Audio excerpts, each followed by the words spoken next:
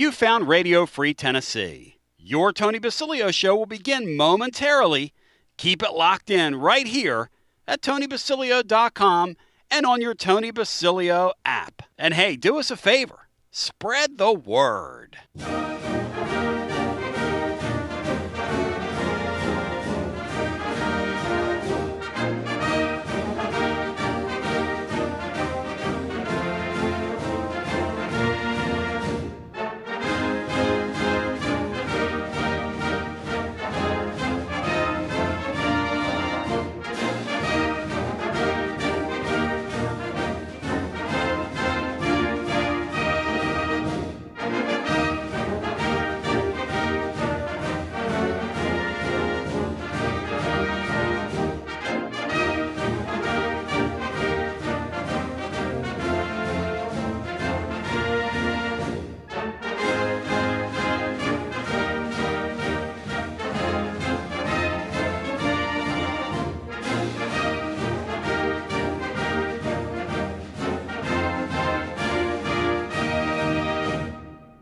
Another award-winning, thought-provoking, action-packed edition of the Tony Basilio Show is coming up next. Tips are always appreciated here at TonyBasilio.com, home of the Tony Basilio Show.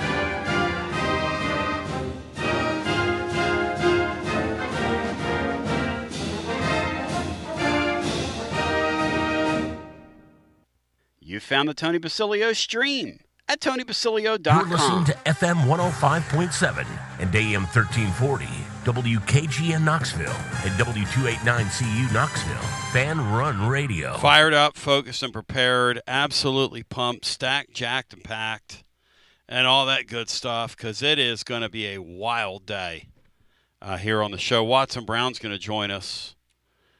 Brian Hartman live in Las Vegas. Brian, what's your level of fired up focusedness and preparedness for this thing right now? Well, it's pretty high right now. I've came out here yesterday, and it's the third Saturday in October always seems to touch a needle that other rivalry games just haven't been able to. I can imagine a world that doesn't have Florida or Georgia on the schedule, although I've gotten used to that. But I can't imagine a college football schedule for the Vols that does not have Alabama on it. Cinco, there's something special about it, isn't there, man? Tennessee-Bama week. There's just something special about it. Yeah, it is. Now that we've got the evil witch has died and moved on to ESPN, and we're at least doing our part at home in the rivalry over the past few years. Yeah, it's exciting. I agree with Brian. It's when we were taking our lumps. I was hoping that they wouldn't be an opponent, but truth be told, the old heads used to say that's how you measure your football team is playing Alabama, and so it is what it is. I'm glad they're going to be a consistent opponent, and, because when we beat them, it's extra special. Yeah, and eventually we're going to beat them down there. That's kind of the trick here. I agree, and they're not great. They're like a lot of teams in this league. They have flaws. We have flaws. A lot of teams have flaws, Well, absolutely, and we've seen it. Just depends on what team shows up that particular day, how the ball bounces.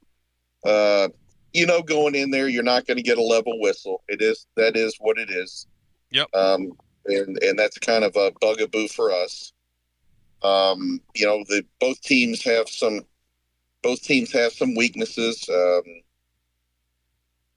I don't at this part of the season. I don't look for any drastic improvement from any team. You just say kind of how the play is called and how you execute. But I think we, as you said in your blog, we've come out of house of fire in the first half, and then we just fade. Yep. So if the refs will somehow call a holding or two, that would be nice. Yep. If we can get some, and we'll talk about later about the defensive struggles, etc.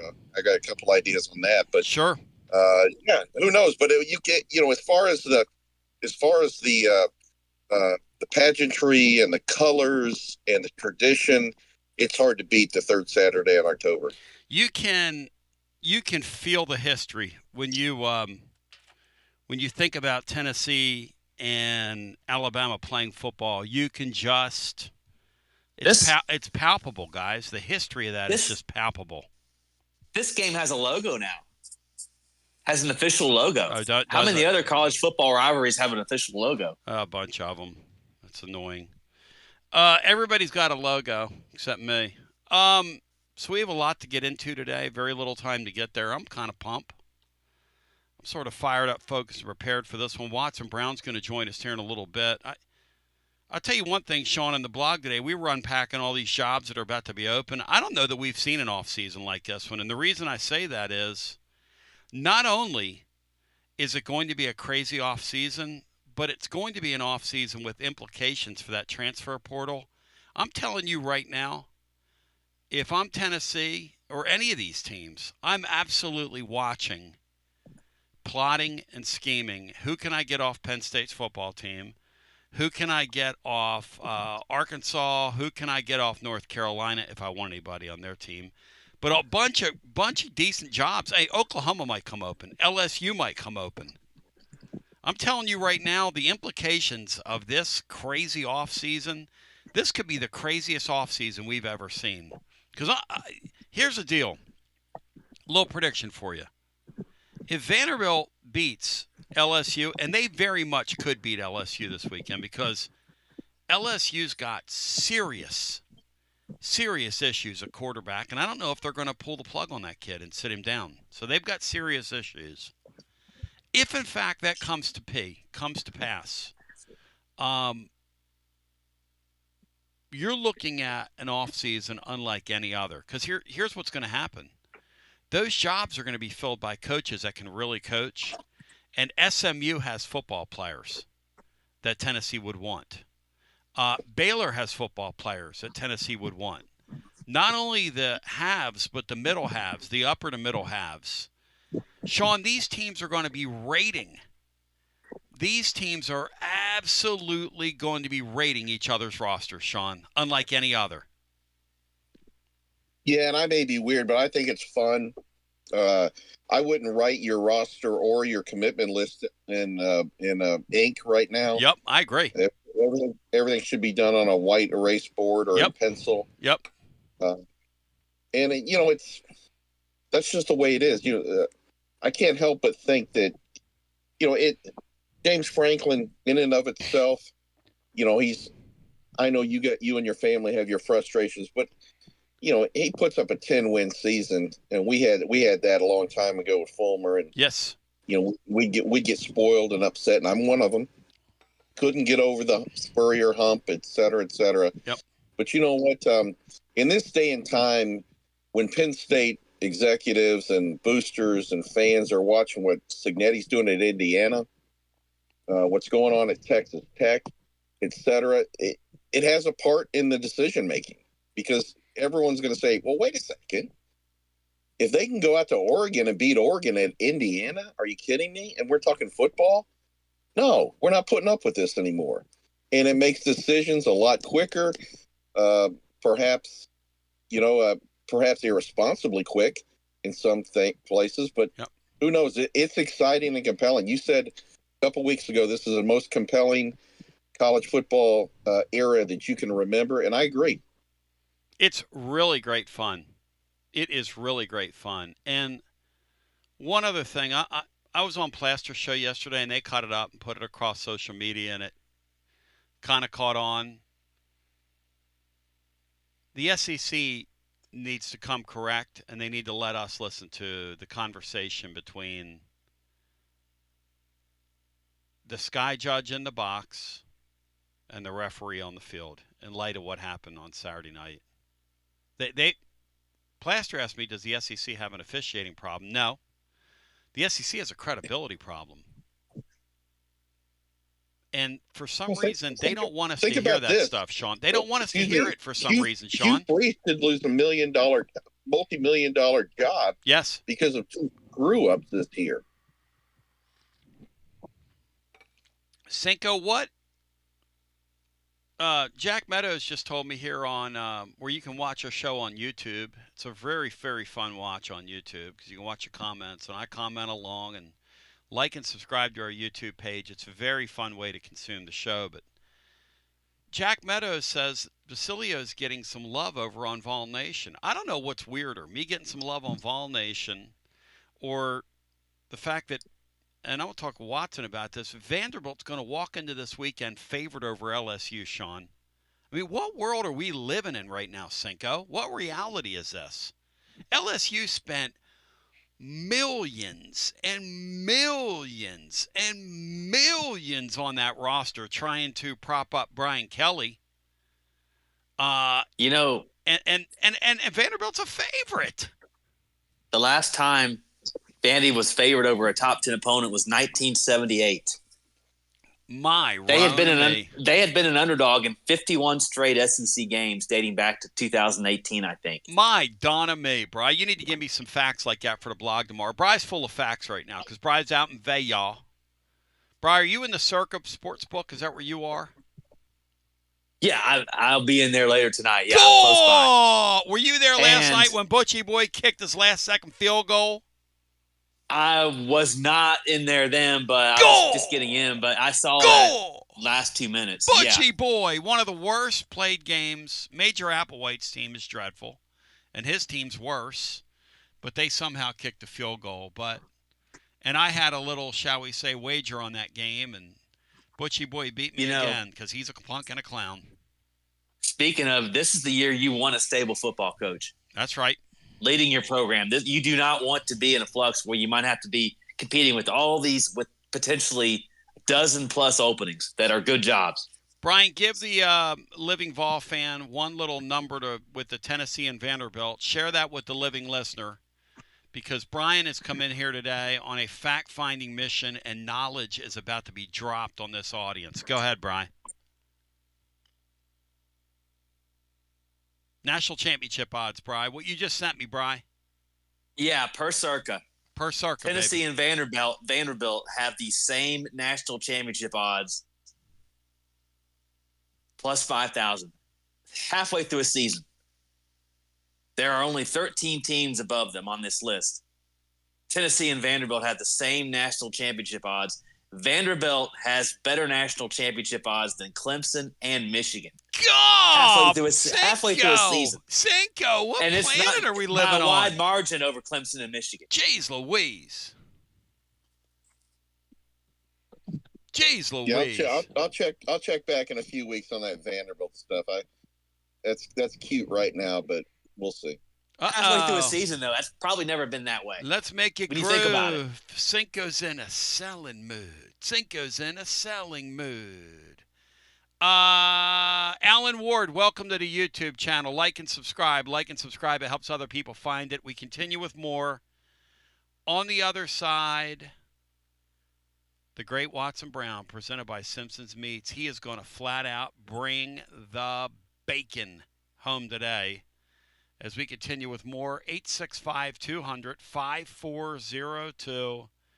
It is your Wednesday edition. Sean Sinclair's in the house and an allergic Basilio along with you as we continue after this. Are you searching for a great local coffee? I'm Billy with Grade A Grounds. You can buy our freshly roasted coffee online and support a good cause with every sip. Great coffee, greater causes. Visit our website today, gradeagrounds.com. You got to dream about buying some land and building on that land? Well, Waterside Contracting is your ticket. 25 years of making dreams come true, Michael Scott. For hundreds in our area, custom homes or remodels, Waterside Contracting will build on your lot. They do incredible work all over the area. Structural integrity, quality without compromise. It's a way of life with Waterside Contracting. Check out the wonderful work Waterside does. WatersideContractingLLC.com. When it's time for your dreams to come true.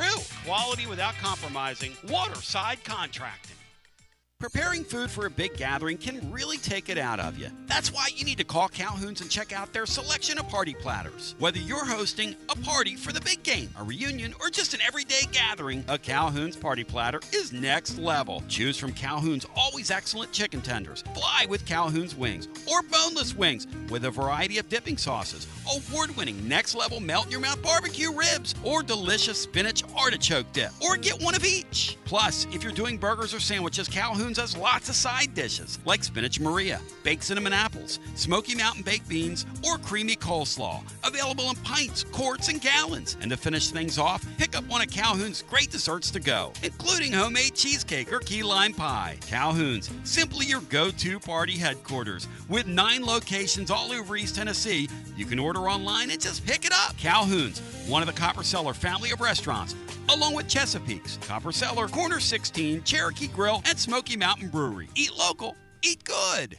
When it's time for your next move, you want to get your precious belongings from point A to point B with your peace of mind intact. That's why you need to call my friends at Gouffon Moving and Storage, East Tennessee's moving legend. Gouffon Moving and Storage has been helping East Tennesseans move since 1887. That's 138 years, 5 generations. That's even longer than the Dooley, Jones, and Pruitt era combined. Gouffon Moving and Storage are pro movers, serving Knoxville, surrounding areas, and interstate moves too, both residential and commercial. And we'll provide you with personalized service that other corporate movers simply cannot. We know how to move all types of items. We pay careful attention to our clients' valuables. Your satisfaction as a customer is our absolute priority. As the oldest continually owned and operated family moving business in the United States, when it's time for your next move, it's Gouffon Moving and Storage. And storage, it's secure and vaulted. Our newest offering of commercial storage logistics, we offer receiving, storage, and delivery services for all your business logistic needs. See more at Gouffon.com. That's Gouffon.com, or check out the link at tclub.team. When it's time for your next move, East Tennessee's moving legend, Gouffon Moving and Storage.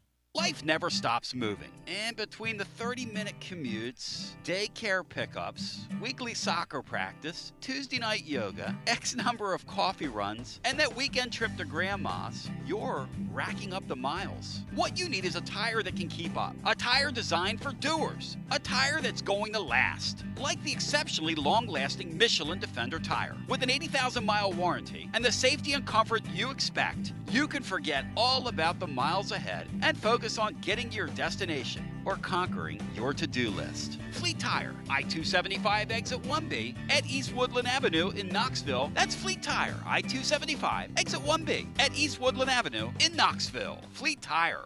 Inward Half is committed to the game and the memorable moments that happen in between. From the tee box to the tailgate, from the green to the big game. For the first birdie with Dad, the first big win with Mom. Friday night lights, Saturday superstitions, Sunday traditions. Fall into the comfort and unparalleled performance of Inward Half. This fall, enjoy the walk-in. Are you tired of hiding your smile because of crooked teeth? At Knoxville Smiles, we've got the perfect solution. Invisalign. No metal, no wires, just clear, comfortable aligners that straighten your teeth without anyone noticing. Eat what you want, smile with confidence, and see results in as little as 6 months. Call us today for more information about Invisalign, 865-539-1776, or just visit us online at knoxvillesmiles.com. Smile brighter with Knoxville Smiles. Out-of-town law firms have been swarming into East Tennessee lately. From Memphis, Chattanooga, and Birmingham, they've stormed into the area. Wouldn't you rather do business with a local firm? You know, a true neighbor. Marcos Garza and the pros at the Garza Law Firm are just that. There are neighbors and friends that support local causes year-round. The Garza Law Firm works to serve you professionally on criminal matters, injuries and accident matters, and Social Security and disability filings. The Garza Law Firm is here for you at garzalaw.com. The Garza Law Firm. Let us help. Fall has officially arrived, so now is the perfect time to make sure your home's heating and HVAC system is ready for the season ahead. Don't ignore the warning signs that your heating or cooling system is struggling or nearing the end of its lifespan. And if you need fast, reliable HVAC repairs, seasonal preventative maintenance, or want to invest in a new, high-efficiency system, then call the trusted HVAC experts at Pipe Wrench Plumbing, Heating, and Cooling. Whatever HVAC problems you encounter, our certified technicians will make a full assessment and then provide the best long-term solution to keep your home comfortable again all year long. We make it easy with free on-site estimates for replacements and free second opinions on repairs. And if budgets are tight, we offer flexible payment plans including 0% financing with credit approval. Be sure to ask about our 10-plus year warranties that are 2 times longer than industry standards so you don't spend a cent on unexpected costs in the future. So call Pipe Wrench at 865-264-8090 or book online at pipewrench.com to schedule your appointment today. And as always, same-day service guaranteed or the visit is free. TB here with Alan of WeShipFloors.com. Tell them about it, Alan. Hey, I'm Alan from WeShipFloors.com. Our competition's prices, well, they're going up. Ours are coming down. Our waterproof floor Supercore is the best, and right now it starts at $199 a square foot. Our warehouses are full of 4mm, 6mm, and 8mm. You strapped for cash? Well, we have our own in-house financing. Use our room visualizer and order some free samples today. Supercore from WeShipFloors.com. Best products at best price. Like Alan said, head over to WeShipFloors.com. Use the room visualizer on the website. Drop in any of the 120 Supercore floors virtually into your room and order your free samples today. WeShipFloors.com. Tennesseans, they are us. The best product, the best price. WeShipFloors.com. Listen, I bow my head when I say thy name. That Alan at We Ship Floors, there are cool dudes, and then there is that guy. I mean, he's cooler than the other side of the pill. Yo. Let me, without further ado, bring another guy in here, because when this guy takes me under wings, and you under wings, and us under wings, man, there's just nothing like it. And I love him. I love him. Watson Brown, how we doing, my man? It's great to talk to you, presented by our friends at Simpson's Meats. How you doing, bro? Tony, I'm telling you, it's third week in October. I mean, yeah. It's one of those weeks that's tradition reaps out of it. It's amazing that the Alabama-Tennessee game goes so far back, and how I've been in both states for quite a long while, in Alabama for quite a while, and of course in Tennessee for quite a while, and living in Alabama and the way they felt about Tennessee, living in Tennessee and the way they felt about Alabama, and everybody just points to this game. It was, I can tell you, it was like in Oklahoma. We played Nebraska as the last game. That was supposed to be the big rival. It was big. But the game was Oklahoma-Texas midseason, and you just didn't lose that game. I won it once and lost it once. I'm telling you, the difference when you win it and when you lose it is night and day. And it's not just those two teams. Everybody that hates Tennessee this week is pulling so far hard for Alabama. All the other rival games they have. And everybody that hates Alabama is pulling so hard for Tennessee this week. It's just amazing what Southeast football has been through all these years. I go back into the state of Alabama today, and some of my best friends till this day, not truly, just saying that, are Auburn fans. I still can go back in that state, and when we beat Alabama in 1969 at Vanderbilt in Nashville, matter of fact, the last time Vanderbilt beat Nashville was just this past year ago with Pavia. We beat them in Nashville. I still go in that state, and Auburn fans will come up to me and say, Coach, thank you so much, man. That was the best night of my life when Vanderbilt beat Alabama that night. We had the best parties we've ever had at Auburn when I was there. And so it's amazing what these games mean, Tony. And I've said it. I said, we remember COVID. Fans are so much a part of the pageantry of college football, especially in the Southeast. Did I tell you this guy was going to bring home the bacon? Here, presented by our friends at Simpson's Meats. And was I lying to you? Watson Brown, I welcomed him to the show, and he talked for like 2 minutes. The guy's going off. And you know what? The nature of college football right now is that it is a fun sport. Historically, it's a connected sport. Hey, if the guy at Alabama thinks those people were on him after losing that Florida State game or missing the playoffs last year, lose to Tennessee at home, Watson. Lose to Tennessee twice in a row. Yeah, and lose to him twice in a row and see what's going to happen to him. He'll be coaching at Penn State next year, Watson. No, I'm telling you now, it is one of those marked games that is just so big. And it's just like all the marked games at the end of the year. Okay, I get that. The Mississippi State, Ole Miss, the whatever. Those games, Georgia Tech, they're all big games. But there are middle-of-the-year marked games that are just so big. And this traditionally has been one of them. Great, Watson Brown. It's going to be an absolutely, before we talk about the game, I want to remind you, Watson is presented by our friends at Simpson's Meats. And Watson brings it. He brings the beef every time he comes on here. Simpson's Meats, look, they raise and source their meat. When you're ready for a treat or you're ready to give somebody a treat, Simpson's Meats. They raise their meat on farms that are on pasture, on purpose. No hormones, as they say in the trade. None of that stuff to get the animals big and all that stuff. You're getting the real deal, holy feel, and you're going to pay more, but you're going to taste the difference. You're going to taste the difference. In addition to steaks, they have burgers, sausages, roast, and chickens.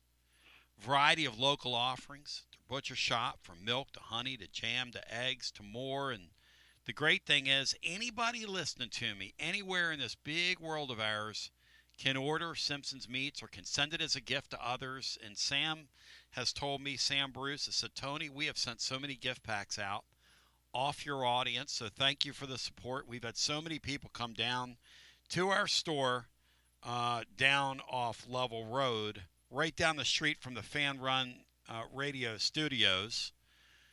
But Watson, this league is nuts. You and Sean talked about a month or so ago, maybe a prelude to the season, about the concept of the Regal whistle. Now I want you to tell me, Watson, you were in that thing for however long you were, 4 decades, and now you're watching it for another decade or so.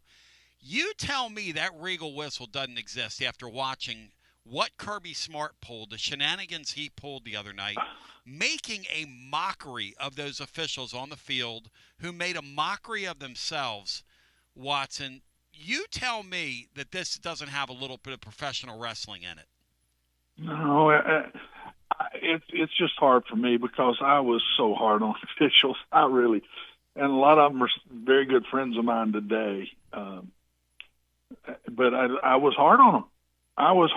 And I was always the underdog. And, man, I just wasn't going to sit there and accept what I thought was wrong. And I came close many times. Everybody said, oh, he was such a nice guy. You wouldn't have thought that on the sidelines. I don't know, Tony. This year the officiating to me has been as inconsistent as I've seen it in many, many years. And I can't explain why that might be. But Auburn's been in the middle of this twice. I mean, the Oklahoma thing was just a debacle. It was a debacle. And then this Auburn thing, this Georgia thing the other night. And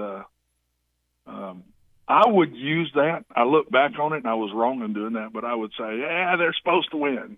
You're making the calls because you sure don't want to see them lose.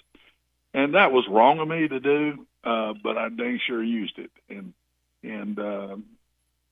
in the Georgia game about got thrown out of one. Said, you say that one more time, I'm not going to only penalize you. I'm going to go to the referee and see if we can get you thrown out of here. So he stuck up for himself over me saying that. I'll say that. He stuck up for himself.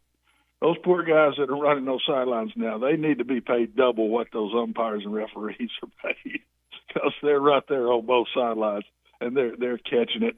But it's been disappointing to me. I've seen more inconsistent calls this year, I think, than I can ever remember. You said that what Oklahoma did to Auburn was cheating, literally cheating. I didn't say cheating. I said it was unethical. Oh, I'm sorry. It was unethical. And Hugh Freeze freaked out that they let that touchdown stand, and he should have. But then he turns around, and they're like, well, why don't you hold my beer now, because I'm going to show you what it really looks like. Hey, Cinco, jump in here with Coach. I want to hear if Coach agrees with you, your assessment, as we were talking about this during the timeout, as I was procuring Coach Brown on the phones. Go ahead, Cinco. Well, with what topic? What happened on the goal line down there? Yeah, I don't understand that, Coach. I mean, I'm no Auburn shill at all, and I don't like Hugh Freeze. Nobody does. Back when he was even a high school coach in Memphis. Nobody did. Nonetheless, fair is fair. And what's the sense of having a goal line angle camera that goes right down the line? What's the sense of having a replay if you can't figure out? I mean, by my perception, and I didn't want Auburn to win. I don't care. But there's no question in my mind that the football had crossed the line, even up to the first stripe on the football. And if you can't see that, what's the point? I don't know. I saw it the same way. Watching it closely, and none of us could tell when he jumped over. We couldn't tell. But then the side view, that one side view, and Sean, as you well know, all the ball, just the tip of that football touches that white line. Just the tip of that football touches that white line, and it's still secured. It's a touchdown. And the only thing I can figure, when they'll rerun short yardage plays, and it's hard to tell, and they do it in the NFL, and the coach will throw the flag. They very seldom ever overturn short yardage plays in the NFL and college football. And I don't know what the thinking is with those guys in the box. And for them not to call it a touchdown, and I think in their mind it had to be absolutely pure. And I guess they said, I'm not sure it's still secured even when it touches that white line. But it sure looked like it was to me. And I'm told that we're seeing what they're seeing.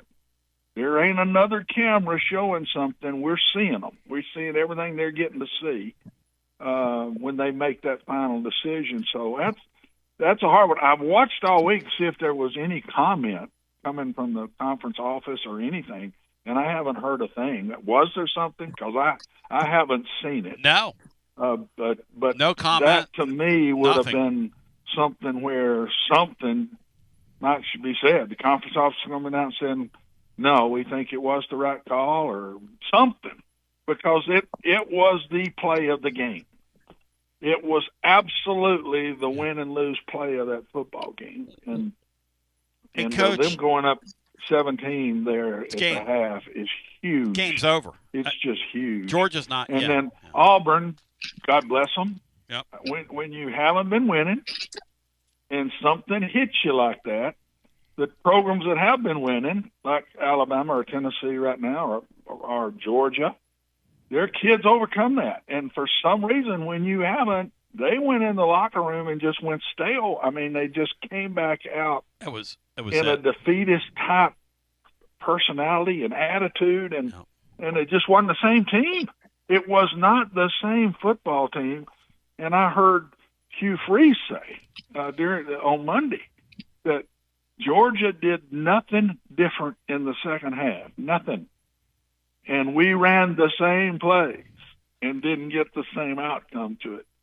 So I still got to hold Auburn in account that they didn't come out the way they should. They still had the lead, and it was just different. But what a play. And I just saw it like Sean, you did, and Tony, you did. I saw it as a touchdown. But I watch all the time. Very seldom do they overturn short yard, true short yardage situations. And so what's the point, to Sean's point, of even looking at it when we can all see that down the line, we can all see that has always been a touchdown. When that ball, it just takes a millimeter of the ball touching that plane and breaking that plane. You don't have to hold it in your hands. You don't have to bring it to the ground. And you see it all the time in the NFL. They call that a touchdown. That is a touchdown. And you know what? Kirby Smart, I believe, knows what you knew, which is if that goes to 17-0, our goose is cooked. We are not built to come back from 17-0 down with this quarterback we have. The defense. Well, and then Auburn coming back out in a complete different. No question. Yeah, and the crowd's whooped up. You're probably going to lose that game, probably 34-10, something like that is probably what was going to happen. You know, he runs down onto the field, Watson, down to the 7-yard line. Why do they let a guy like that on the field? And how furious would you be if you were over there and you saw that? Because he talked them into that call. He talked them into that. Those are the type of things that just infuriated me. And I'd always think, as the underdog, what are they? They're spending about 3/4 of their time over there with him, and I'm having to introduce myself on this other side over here when they come. They don't remember who's on the other side. And again, that was just the feeling that I had during the game, and I think back about it, and I used that way too many times because that gets a little personal. When you tell a dude you're just playing to the one that's supposed to win, that's pretty personal now. And but man, I did, and I thought that many times, and that's what happens when you're the underdog. Sometimes you just start putting things in your head like that, it's amazing. I thought honestly, the whole football crossed the line before they hit it. Thank you. That's what I thought. I thought the back tip of the football crossed the line before the guy hit the ball with his hand. And the other thing I'll say is Hugh Freeze is over there. He ain't supposed to jump. That's not what he's supposed to do. You never on a quarterback sneak. I've never ever taught the quarterback to leap. It's the tush push stuff. Get down there with your pads low and get pushed into the end zone. And so when he jumped, I promise you, Hugh Freeze went nuts over there when he did that. So by doing that, he did expose the football. But I, till this day, think that was an easy one to say it was a touchdown. That wasn't even a tough call to me. I was shocked when they came back and said that it was no touchdown. Absolutely shocked. And then, Watson, how many times have you seen a coach call a timeout, get a timeout, and then get the timeout expunged by talking to the officials into that he was just clapping? Yeah. No, seriously. They had a close-up. How many times have you seen it? They had a close-up of how absolutely he was calling timeout. Have you seen that before? Absolutely he was calling timeout. Have you seen it? Have you ever seen that? Yes, I've seen a close-up of it. No, I mean, in a football game, have you seen a coach do that? Talk the officials? No, I've not seen that. No, that how he was calling and yet talked his way out of that one. I haven't. I have never seen that happen. When it's vivid, it's clearly he's calling. He's not clapping. He is absolutely running and calling timeout. And I think, if you went back and looked at it, I think the quarterback did the same thing.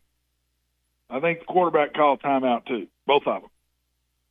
Watson Brown joining us on our TLD Logistics phone line. He's presented by our friends at Simpson's Meats. I mean, they're bringing it to the table each and every day. It's unbelievable, to your table, whether it's steaks or burgers, sausages, roast chicken. It's all fresh. It's all delicious. You will taste the difference. Treat yourself. Hey, Sean Sinclair, Watson says he's never seen a guy call a fake timeout and talk the officials out of it. Like, what are we doing in this league, to Watson's point? And at what point does this start to diminish this experience from us as fans when you're not believing in what you're seeing. And the conference that your brother ended his career in, Watson, the ACC, has gone to this thing where they're letting us listen to the sky judge in the box and the referee on the field as they make the call. What does the SEC have to hide? They have the technology to do this, Watson. I want to listen to that, man. Don't you? Oh yeah, I'll be shocked if they don't go to that. I thought the ACC that was fantastic idea to do that, and because to me it puts more pressure on the officials and the guy up in the box making those calls, and there's pressure involved in all we do, and the coaches, the players, everything. There's pressure with it. I've always said there needs to be pressure on officials the same way. Sure, everybody should have that. If you're a part of this great game we play and how important it is and the money that's made off of this and everything, everybody should that's associated with that on that field. If you're on that field or in that box, wherever you are, that's the guy making that decision, there should be pressure on. So, yes, the more that it's open to see, the better that it is to me. Tell me about when you look at Alabama in this Tennessee game. Size it up for me through your eyes. I think I usually try to give you all the one main thing, and then we talk about a lot of it. But I think the main thing is which offense possesses the ball this week. It's two complete different styles. And Alabama has gone to, I think it was an accident at Georgia. They eat a lot of clock and made a lot of third downs and kept the ball and yet scored points, whether it's field goals or touchdowns, scored points. They go into the Vanderbilt game and they say, we want to keep the ball. This Vanderbilt offense is very good, and it's hard to stop them. And the way we can stop them is we'll do to them what they do to everybody else. We're going to keep the football. And they did a fantastic job of it. Now they've said it's a pretty good way to win games. And you're going to see it Saturday big time because they're going to say the same thing about Tennessee they said about Vanderbilt. The best part of this team is their offense, and the way to slow it down is to keep the ball. And they do it in a much slower pace. They huddle 2/3 of the time. They'll go quick on a play here and there. And then it's on the other side, it's Tennessee going as fast as they can go. And so the one that possesses the ball and gets points out of the possession is going to win this game. Tennessee's defense has not played up to what we would have expected. And if it's a time to show, it's going to be this week. They've got to get the ball back to their offense. If they let Alabama do what Alabama has done in the last two games, is in the Vanderbilt game, it's tied at the half, guys. They score 5 straight possessions in the second half, 5 in a row. Now, they weren't all touchdowns, or the game would have been way out of hand by the fourth quarter. But they scored. They were getting field goals and maybe a touchdown here or there. But they scored all 5 possessions. They had a possession late in the Vanderbilt game where they ran near 9 minutes off and didn't throw a pass. So they've gone to a complete different style. Last year they were sling it deep, score quick, whatever. It's totally the difference, and believe me, they're going to play to that again this week. So the Tennessee defense is big this week in getting the ball back, and the Tennessee offense has got to score. They're going to go fast, and they sure can't be 3 and outs, because if they're 3 and outs with Alabama playing this style, it'll be hard to win that game. Our Matt Dixon was on here yesterday. And he's an astute observer of that sport, and he said something that kind of stuck with me, which is Ty Simpson right now is really comfortable in their offense after that slow start. Yep. And he's got this thing now where, like a lot of these veteran quarterbacks do, where he's able to move safeties around just with his eyes. Yep. And, man, that's a concern. The way our safeties play and get out of position as they have this season, Watson, that's a big concern of mine Saturday. I hope Tennessee can mitigate that. Well, they're going to have – the only way I think that they're going to slow him down is they got to get to him. He has a tendency, and he makes big plays by doing this. He has a tendency to hold the ball too long. And that Tennessee's going to have to get to him. If he's in rhythm, I think they're going to be hard to stop. because he is very accurate, great sense of timing, and he's good. Just like whoever you had on, he is very good with his eyes. He knows what the coverage is, and he knows what he needs to do. I always talk, if there's double safeties, you got to watch them both as you're going back to set to throw the ball. If it's a single safety, then you watch that guy. But your eyes have to control the safeties. You have to be the one in control, whether it's a single safety or double safeties. A double safety can turn into a single safety. That's why you've got to watch both of them. One can invert down, one could roll over the top to the boundary, and the backside safety goes to the middle of the field. That's why you got to watch them both when there's two of them. And it'll end up telling you what the coverage is going to be. But he's so good at it. And he's inexperienced some, but he's getting experience. But he's older. He's been around. He's an older kid. And so I think he is the piece this week. I don't know if Miller plays or not. If he don't, they're not near as good. No. I'm telling you, they're not near as good without him on the field because he's strong. He can run over you. He can run around you. He takes a 2-yard gain and makes it a 5-yard gain. And now all of a sudden it's 2nd and 5 instead of 2nd and 8. Tony, big difference.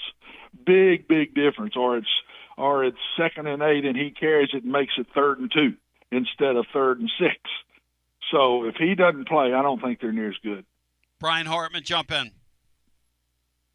Yeah, Coach, one of the Alabama wide receivers compared Tennessee's defense to being on a field, the same field with them, as sort of a field of dreams defense. Did you like it when your team made comments like that? And did you think it showed confidence, or would you rather they keep that to themselves? No, behind closed doors, I literally would get them one-on-one. Wouldn't say it in front of the team. Would never say it publicly. But I closed the door and said, I want to see that again. This isn't an individual sport. This is a team sport. And you're putting all of your teammates, you're putting us in more of a bind by making statements like that. So quit being selfish, be a part of this team. That was me. Sometimes maybe I was too hard about that. A lot of things I look back on, guys, that I say, man, I wish I'd have done this a little different. 32 years as a head coach is a long, long time. And I wish I'd done a lot of things different, but that's the way I was. I absolutely could not stand that. We're the underdog. We don't need to be putting something on a bulletin board to help somebody get ready to play us. I just did not appreciate that. Hey, Sean, what's your sense of Tennessee's defense? The kid from Arkansas talked trash and ran for like 160 yards. You got Alabama talking trash. And then this Simpson kid, Cinco, coming into this one. What's your sense of all this? Well, neither one of them are wrong, and we haven't done anything to shut them up.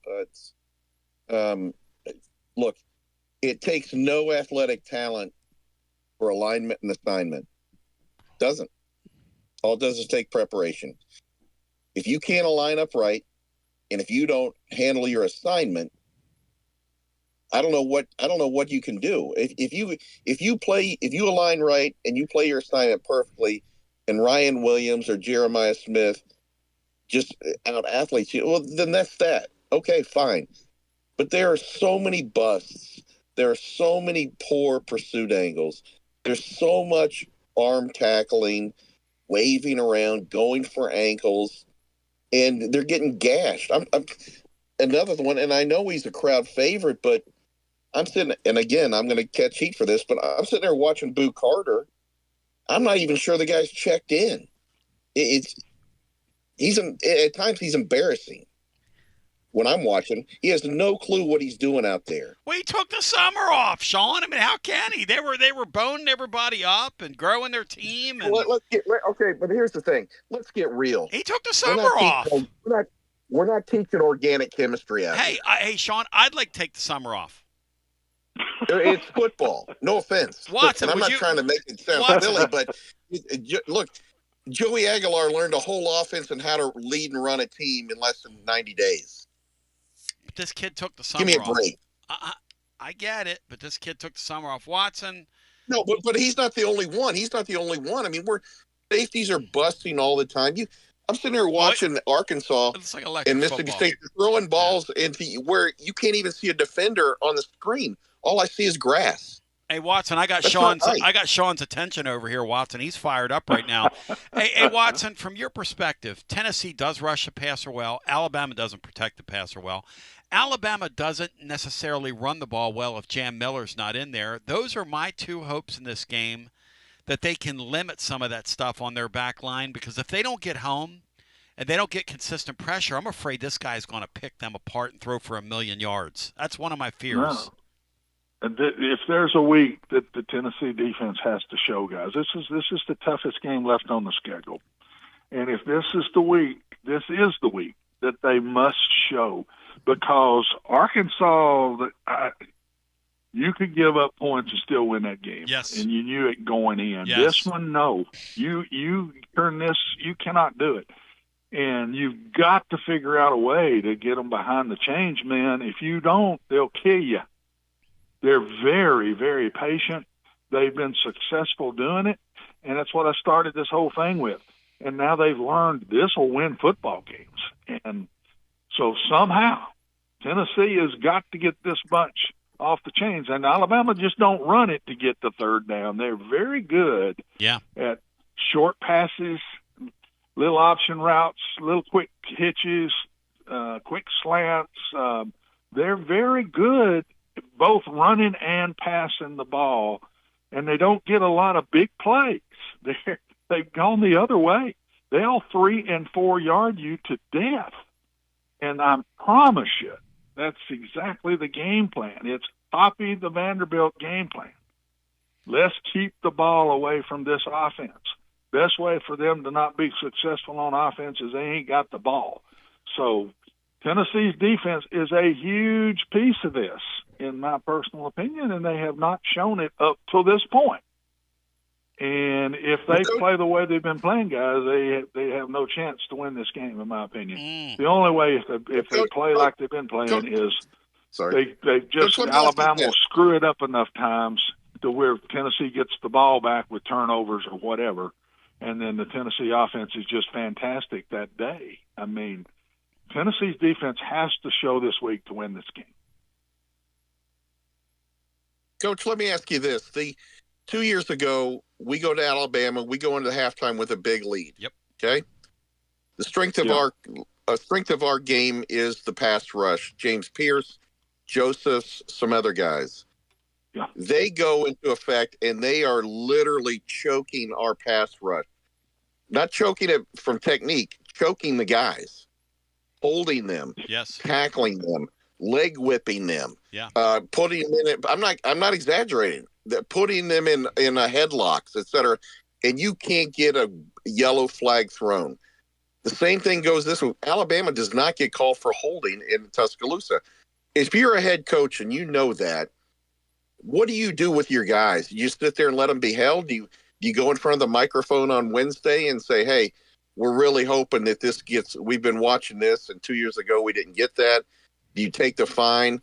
Spurrier was great at preconditioning referees before the game. He premedicated. Yep. Yeah. Do you do that? Because you go back, and I'm not saying we should have won the game 2 years ago, but you go back and watch that, and they literally put chokeholds on James Pierce in that game. Not fair. And it negated the pass rush. Yep. Yeah, and I never did it, Sean. And if I look back, I think to myself, I should have some. Yep. I did it during the game. I told you that earlier. I did it during the game now, but I never did it before the game. And knowing what I was walking into, and yet I wouldn't do that. And I think if I had it to do over again, I would have done some of that. You know, I just marvel at this league right now, at how fun it is. And it's crazy, and the officiating's maddening. And these teams lay one on top of the other. Missouri and Alabama last week was kind of a one-score game, and it was a very interesting football game. All these games are really interesting. I think the Auburn result could have been totally different if that would have been called properly at the end of the half, just indicative of where we are. Tennessee should have beaten Georgia. Georgia should have 3 losses right now. Watson, I think there's a fraud team hiding in plain sight, and I think they're going to expose Saturday because I don't think they're very good at quarterback, and they cannot run the football, and they struggle with South Carolina Saturday night, who nobody else is struggling with. And who am I speaking of, Watson? And do you agree with me that LSU, the air is going to come out of their balloon Saturday? Do you believe that, Watson? Yeah, I think it will. I don't think it's just going to be Saturday. They're going to have some losses. They're the team that's up in the top 10 that I just hadn't seen it. Solid on defense, but I don't think just great, but solid on defense. They haven't played a ton of good teams yet and good offenses yet. They lose at Ole Miss in a close game, but got beat. The only really good team they've played so far. Solid team. I'm still not sure about Ole Miss. We'll see. But a good team. But this league, everybody's going to have losses, guys.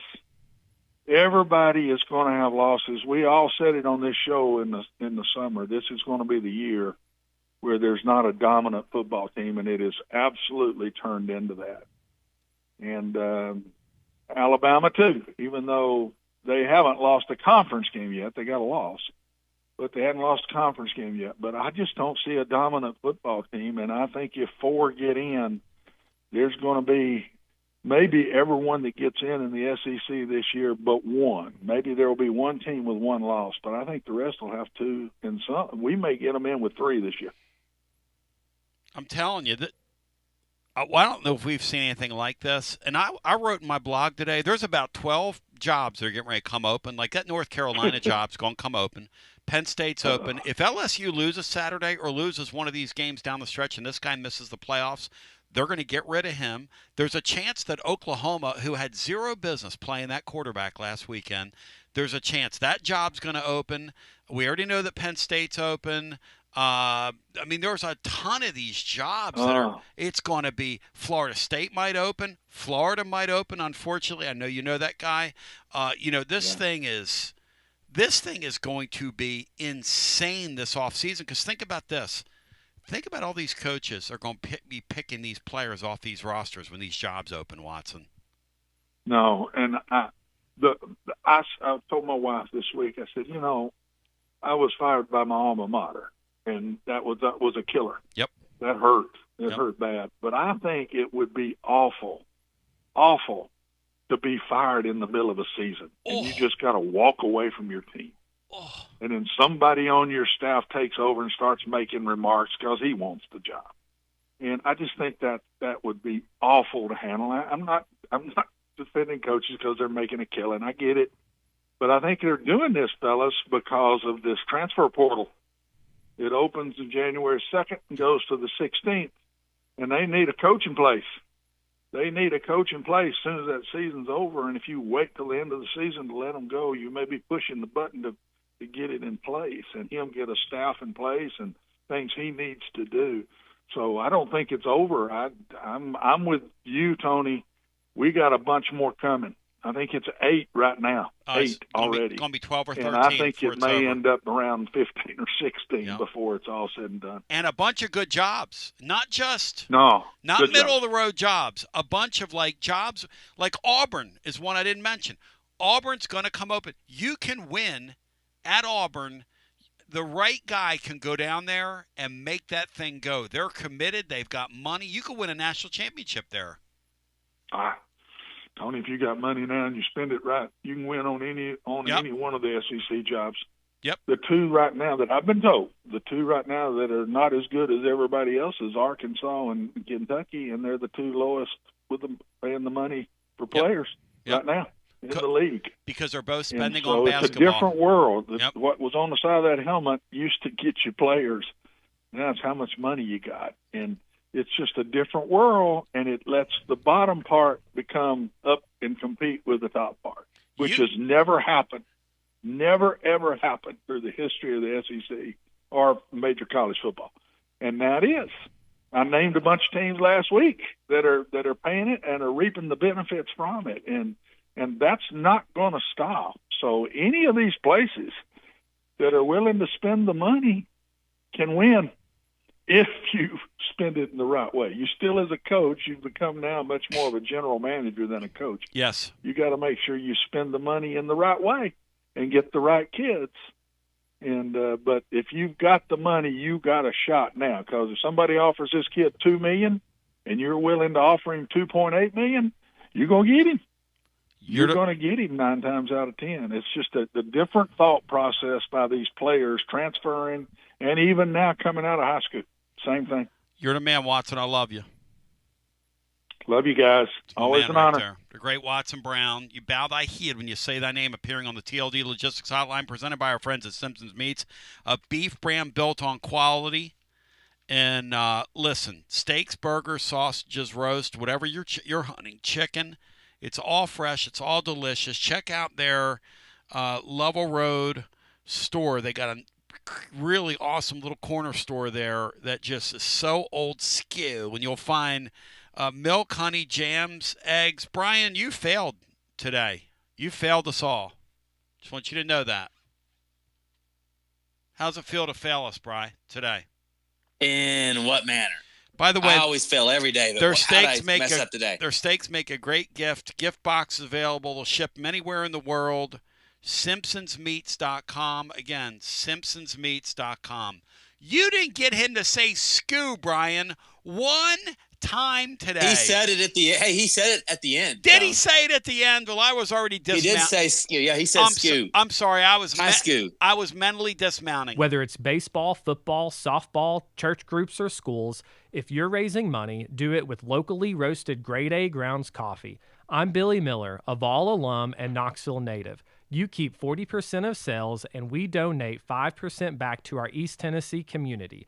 Get started today by visiting our website at gradeagrounds.com. Score a TD every time with T3 Vodka. T3 is Tennessee's premium vodka, handcrafted with passion, precision, and a whole lot of pride.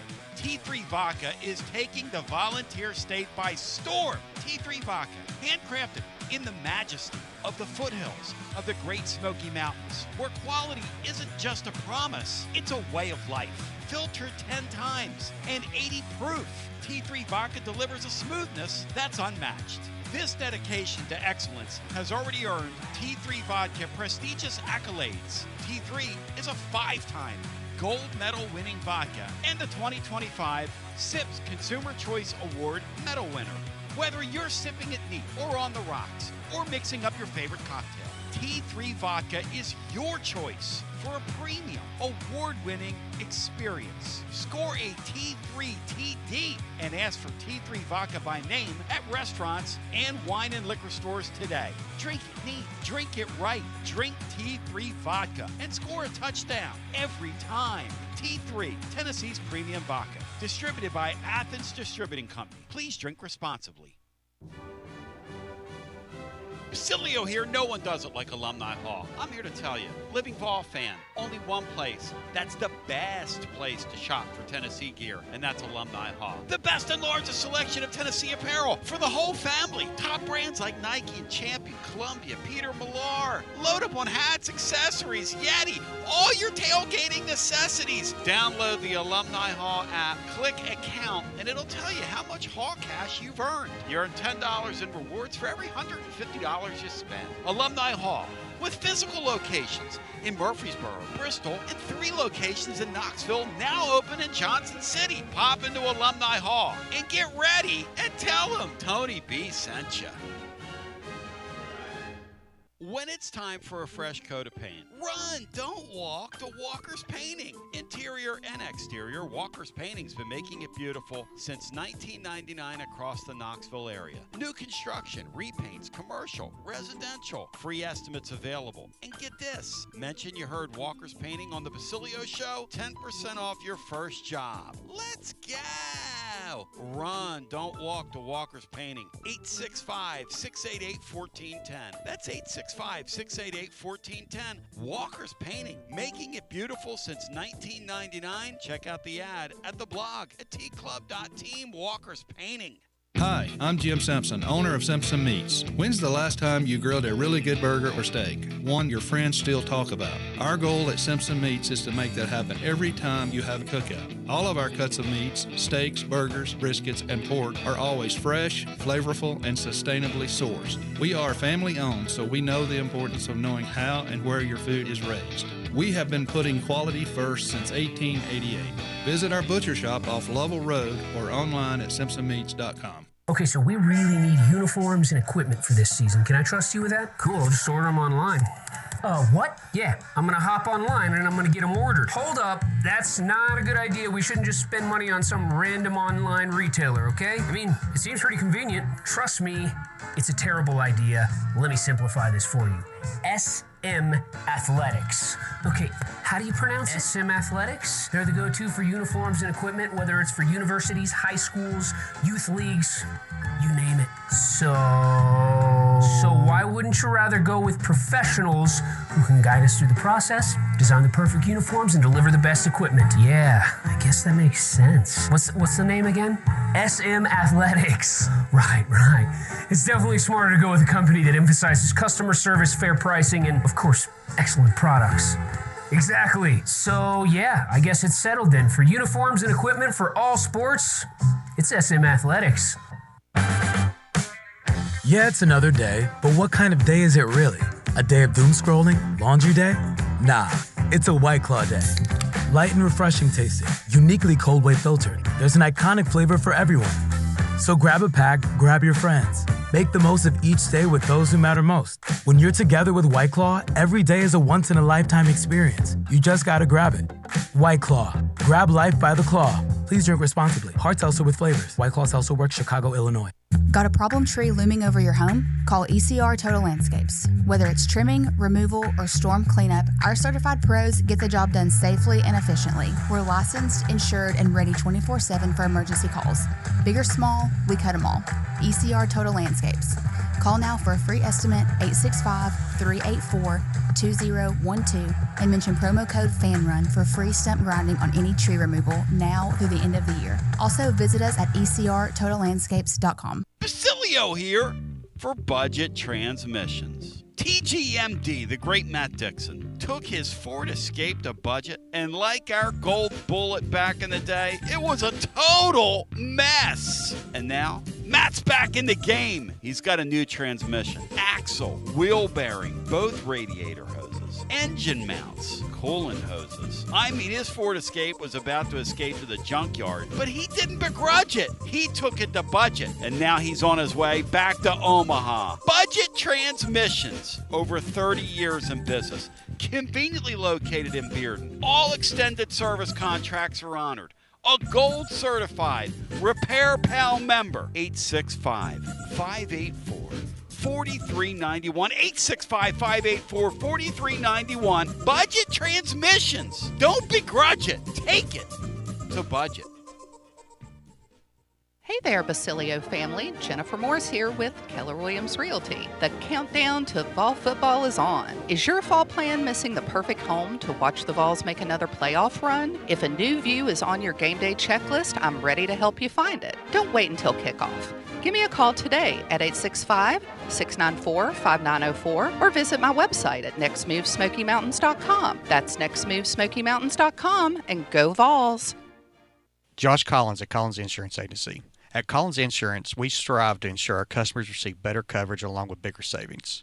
Our community is important to us. We want to provide exceptional service to our customers. Anybody can provide great rates, great coverage, but can you also get great service? And hey, don't just take my word for it. What's up, everybody? Zakai Ziegler here. My family turns to Collins Insurance Agency for the best service, coverage, and price. So don't just go online and get some random insurance. Experience the Collins Insurance difference. Like he said, experience the Collins Insurance difference. CollinsInsuranceTN.com. CollinsInsuranceTN.com. And hey, their Mama ZZ approved. CollinsInsuranceTN.com. Thank you to Josh Collins and ZZ. One more thing, Tony. Go Vols. TB back.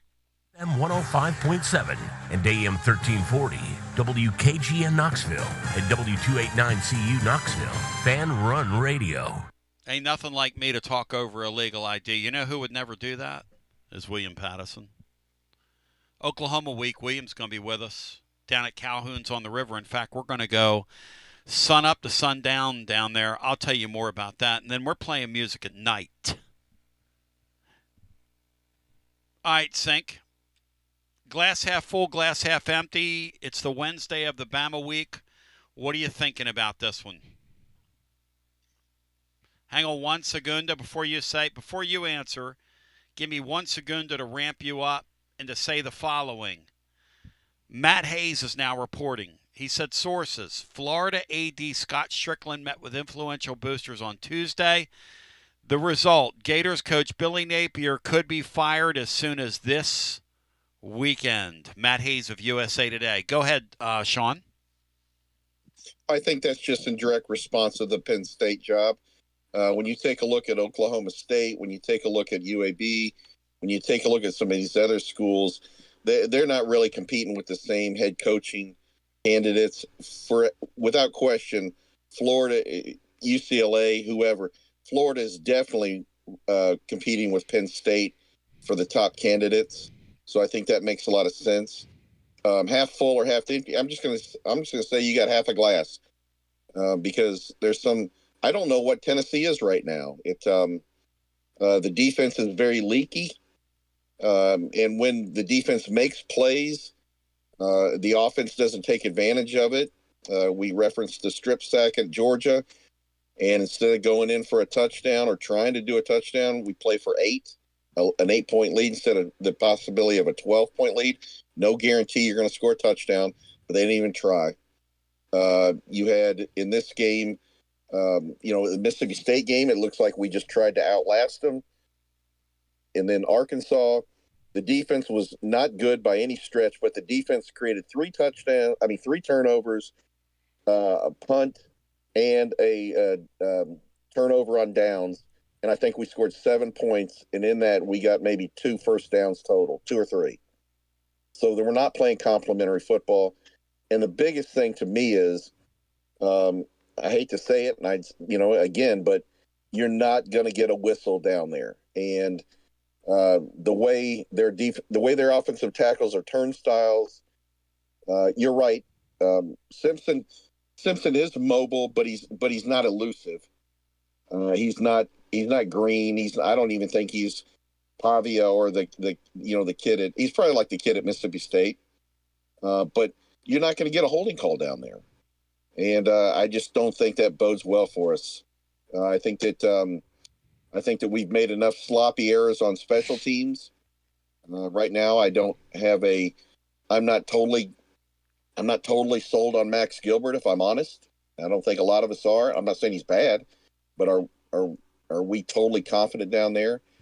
And I know that sounds totally negative, but you asked me going into Tuscaloosa playing Alabama, and the other thing is, I'm not confident that you're going to get a fair replay call.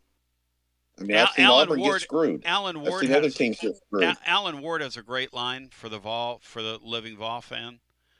We're not getting a fair whistle in our building. There's no way hell you're getting a fair whistle at Tuscaloosa. And Sean's exactly right. The grabbing and the tackling and the holding. Arkansas did it to Tennessee's ends. The stunning and the twisting and the getting home in the middle third of the game. And then late in the game, in the middle third of the game, Arkansas started to hold, grab, tackle, stretch fabric, all that stuff, and none of it was called. In fact, they only had 3 penalties called on them. Tennessee declined 2, and they only had 1 penalty at the end of the day. So, if you're not getting, and they're at the bottom of the barrel, they are the Dixie Dregs, Steve Morse, of society when it comes to the Southeastern Conference. Arkansas is the Dixie Dregs. When you're not getting calls against them, how in the world are you going to get calls at home? And one thing Watson said, Josh Heupel had his media conference today, and I guarantee he didn't say a damn thing about the officials because he won't. But he needs to. It's high time. Take the fine. Wear the black hat. Be a bad guy. It's not in his personality, apparently, to fight for himself, but he's a highly competitive guy. I just can't believe he's held his tongue these years in Knoxville, because he gets a loser whistle. Not even like a middle of the card whistle. Josh Heupel gets treated like a stone cold loser by the officials. A stone cold and he doesn't fight for himself. And Watson said to us, one regret I had looking back on my career is I used to complain to him on the sidelines, which is what our guy does. Our guy will chew the officials up on the sidelines. But Watson's conclusion is that he came away from his career. He just told us this. I wish I would have done it in the media. Because Sean's right. Steve Spurrier would premedicate those officials in the media. Nick Saban premedicated those officials in the media. Kirby Smart premedicates the officials in the media. Kirby Smart bullies the officials. He shoves them around. He ran out there and made that call. He couldn't see whether that was a fumble or not. Sean, you were on the football sidelines forever. Can you see over there whether or not that ball crossed the plane of the goal? Well, there's no way he would be able to because the referees couldn't even tell. Okay, so he's over there calling it a fumble in real time and talking them into it. Because Kirby knows one thing. If they call that a fumble on the field, there's no way they're overturning it in my sport. No way they're overturning it in my sport. It didn't matter if the guy rolled into the end zone with the ball in his hands. If they called that thing a fumble on the field, they're never overturning it in that sport. Well, the thing that never made sense to me is, and I could be wrong, and you correct me, and I'm sure people will, but if you're calling it a fumble, it was a clear recovery and a touchdown. That's the other thing. Because the guy never hit the ground when he picked the ball up. Yep. And he ran to the end zone. It was a clear recovery. Yep. And then he ran to the other end zone. So how is it a hybrid of the two? It's one of those half-pregnant Southeastern Conference. And we know we're making the wrong call. Why would you blow the whistle at that time? You wouldn't. Sean, unless it was a touchdown. We know we're making the wrong call. So it's a half-pregnant call. It is what it is. It's disgraceful. And I am not a Hugh Freeze guy by any stretch of the imagination. Now, I'm not marking Lumbo, but let's go to the phones. Get as many people in here as humanly possible. Hello and welcome into our first call. You're on the air. Tony, Madison in Texas. How you guys doing? Hey, Madison. Great to hear your voice, my friend. Always good to talk to you. Great to talk to you guys. Yeah, so I wanted to say a few things and comment on the defense. Yep. And comment on the game. But first, we had a good back and forth there on the post-game show. And I got to say, so let me be understood here. I'm not saying Arkansas is a great team. I'm saying we don't know what they are. Because, look, you get a new lease on life with a new coach. I thought they looked better on defense. I thought they looked good on offense. We'll see how it plays out. But, Tony, I got a wager for you because you said this Arkansas team sucks. They got Texas A&M. You ripped me for saying that they might win the game. I don't think they'll win the game, but I will bet you. I think it opened at 8.5, moved down to 7.5. I'll give you the 7.5. And if I win, I'll be there at Calhoun's on the River on Friday of the Oklahoma game. Let's go. I want a free lunch. You got it. And if I win, or if you win, right, I'll get you a Dallas Renegades XFL T-shirt because I know that's the only football team you'll support here in Dallas. But secondly, I know you like the XFL stuff. How about this? How about you make a contribution to my friends at Amachi for our tailgate? We could use that, man. But I love the Dallas Renegades thing. I would love to have that anyway, man. Well, we'll see how it goes, but I'll pony up for the donation. There you and go. If I can find you a good T-shirt, I might get you one. Just you're the man. Yeah. Yeah. Look around some secondhand shops down there and see if you can find me something from the Renegades. I'm for that, not against that, because I'm a degenerate. But go ahead, Sean. You wanted to add something, and then we'll let Madison talk. Go ahead. Well, I heard your conversation after the game, and you made some good points. However, your argument was that Tony said they suck. What? It's just a word. I mean, they're not good. I obviously quit that game, and they've been in some close games. But if you were trying to convince them that they don't and that they're very close, but the Arkansas athletic director didn't think so. The president of the university doesn't think so. When they fired the coach? Yeah. Why? Madison's fire him now. Hold on. If they held the same opinion you do, but no, Madison's point. Sam Pittman would still be on the sideline. But Madison's point is they fired the coach, and that gives them a new lease on life.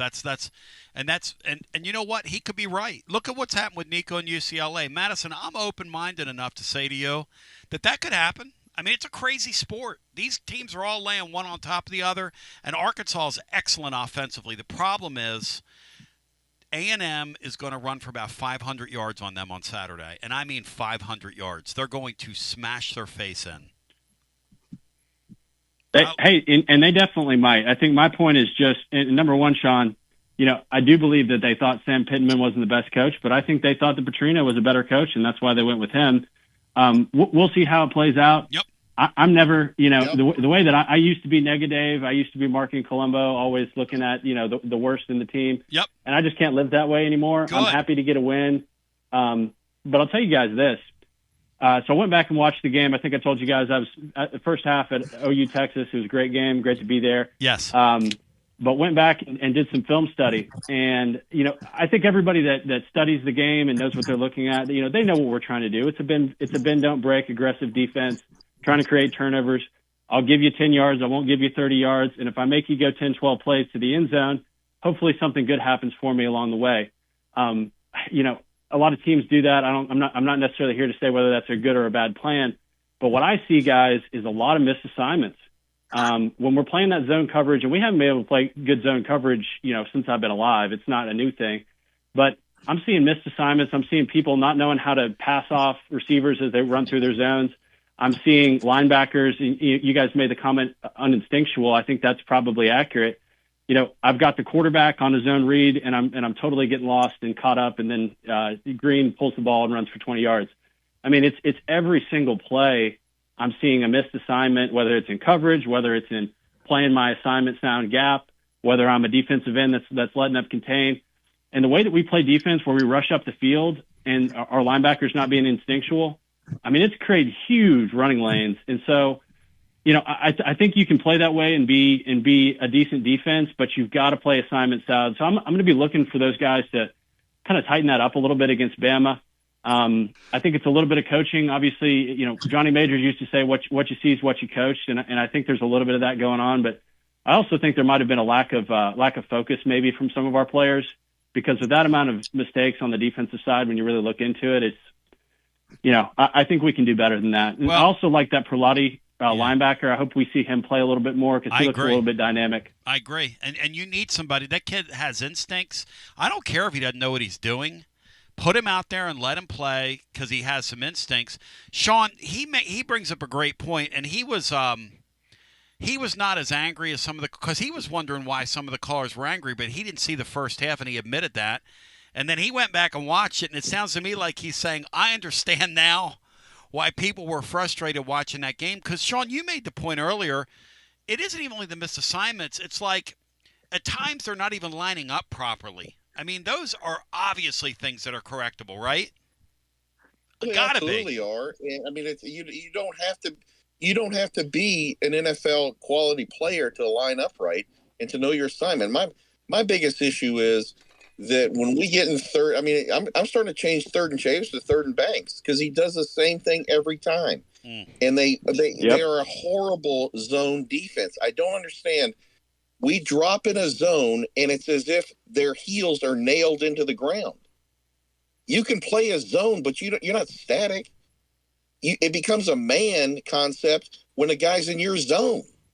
You don't just sit there, wait for the guy to catch it, and then tackle him. You're allowed to make a play on the ball while you're playing zone defense. Why, Madison, is that a Tennessee tradition that we're so bad with zone defense? Why is that, man? It is like a Tennessee tradition. I don't know, Tony. I think it has to come down to coaching. I mean, if you look at like the way that Iowa plays that zone defense, there's a lot that goes in the spring with how do I pass a man off? How do I communicate? How do I stick to my guy while also not opening up other parts of the zone? And so, I mean, we've got receivers standing wide open 5-7 yards away from a guy who's standing in his zone, but you're not covering anybody. You're not adding any value on the play. So I think it's stuff that, it's not bad necessarily to see mistakes. You just don't want to see them last all season. You want to see stuff get fixed. And so, guys, I mean, I'll be optimistic, and I'm looking for some stuff to get fixed on Saturday because, Tony, this is such a special week. It's such a special game for those of us that grew up here, those of us that went to school here, people that kind of got turned on to this later in life. It just means so much. And in my lifetime, we've been, they whoop up on us. They beat us every single year, 16 years in a row. I was there in 2022. It's so special. And I'm just grateful for the fact that we're going into this game with a little bit of optimism. I'm going to have my cigar ready. I'm going to be ready to go. And when I listen to that call from Big Josh, and when I listen to Dale Jones and hear the emotion, it brings tears to my eyes, Tony, because it is so special. It means a lot. It means so much to people. My father coached with Dale Jones over in Italy and on the UT staff, and so my family knows him. And to hear that the emotion in his voice is, it's just really special. I think it just speaks to this week. So, guys, looking for some stuff to get fixed. I think, not all is lost. For what we saw, the way that Heupel played it defensively in the fourth quarter, I don't really have a problem with it because I think he knew that they were going to take up too much time and not come back to win the game. I understand why people are upset, but we won the game and look for some stuff to get fixed and hopefully get a big win on Saturday. So appreciate the time. Thank you, brother. Yeah, and I think the game's very winnable, but I'm also with Watson. If Tennessee doesn't tighten that stuff on defense, they're going to get blown out. And that's kind of what Matt was saying yesterday too. If they let Ty Simpson sit back there and have any amount of time, he will move our safeties around. Oh my gosh. Got to get home. Here's the thing.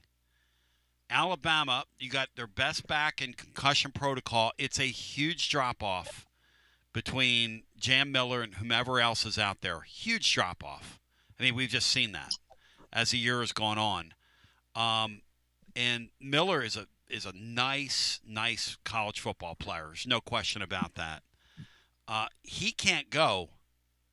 Alabama's offense is really hurt because now you can't run the ball. Then their tackles struggle to pass block. And I'm with Sean. You want the Zebras to do their job on Saturday and call those holds because they're going to be holding on for dear life. The question is, will the officials do their jobs? They didn't do it in the Auburn game. And Auburn was on their home field. They didn't do it in the Tennessee game last week, and Tennessee was on their home field. And if you're not going to get calls against Arkansas in your building, how in the hell are you going to get them on the road with Alabama? I mean, I'm just thinking about that just kind of logically as we go back to our phones. I still think Tennessee's got a good chance of winning this game because there's a lot of things they do well, like run the ball, that Alabama doesn't do well, like stop the run. So, I don't know, call me crazy. And this Aguilar guy might have a little something here as we go back to the phones. And it's been 20 years since we've won down there, and sooner or later you're going to win there. I mean, sooner or later, and this is not a great Alabama team you're facing. It's a very good Alabama team, but they're not great. Hello and welcome into our next call. You're on the air. Hey, Tony, you're spot on with the officiating thing, but before I get that, I want to ask, the quarterback that was at Missouri the last 2 years, was it Brady? Was his name Brady Smith? I'm blanking on his name. I don't really good football player. Yeah, he was a really nice player. Brian, do you remember that kid's name? I don't remember Brady his name. Cook. Brady Cook. Really good legs. They threw tons of stuff underneath. They ran their stretch running game, but really executed. That's who Ty Simpson is to me. He's got the same athleticism, the same arm talent, same arm strength. You can't blitz him. If you blitz him, he's going to get one-on-one coverage, and Bama's got better dudes than Missouri had at basically all the wide receiver positions and tight end. So yeah, you're right. We have to get Ty Simpson on the ground, but we got to do it with 4 guys and not by blitzing all day long. I mean, you got to mix a blitz in here and there, but you can't just rely on it, or they're going to figure it out, and DeBoer's going to get one of their studs manned up on somebody we don't want. So our Herrings and 20 and 51 and 19 and 29, those guys got to show up and get their butt to the quarterback by beating. I mean, Bama's got that 360-pound left tackle big. who you can't run through him, but you can run around him like the great Brooks big. Austin did. Yeah, they're too big, like Florida State did to them. Florida State ran all around those tackles. The problem, Rusty, is down there. They're not going to call it though. Sean's right. They're just not. Oh no, they're not going to call holding. We just have to win. Our guys got to go win one-on-ones and don't worry about the holding call. If you feel like you're being tugged on, just fight through it and man up. I don't know if you saw Brooks this morning on the show with Cody and John on your station.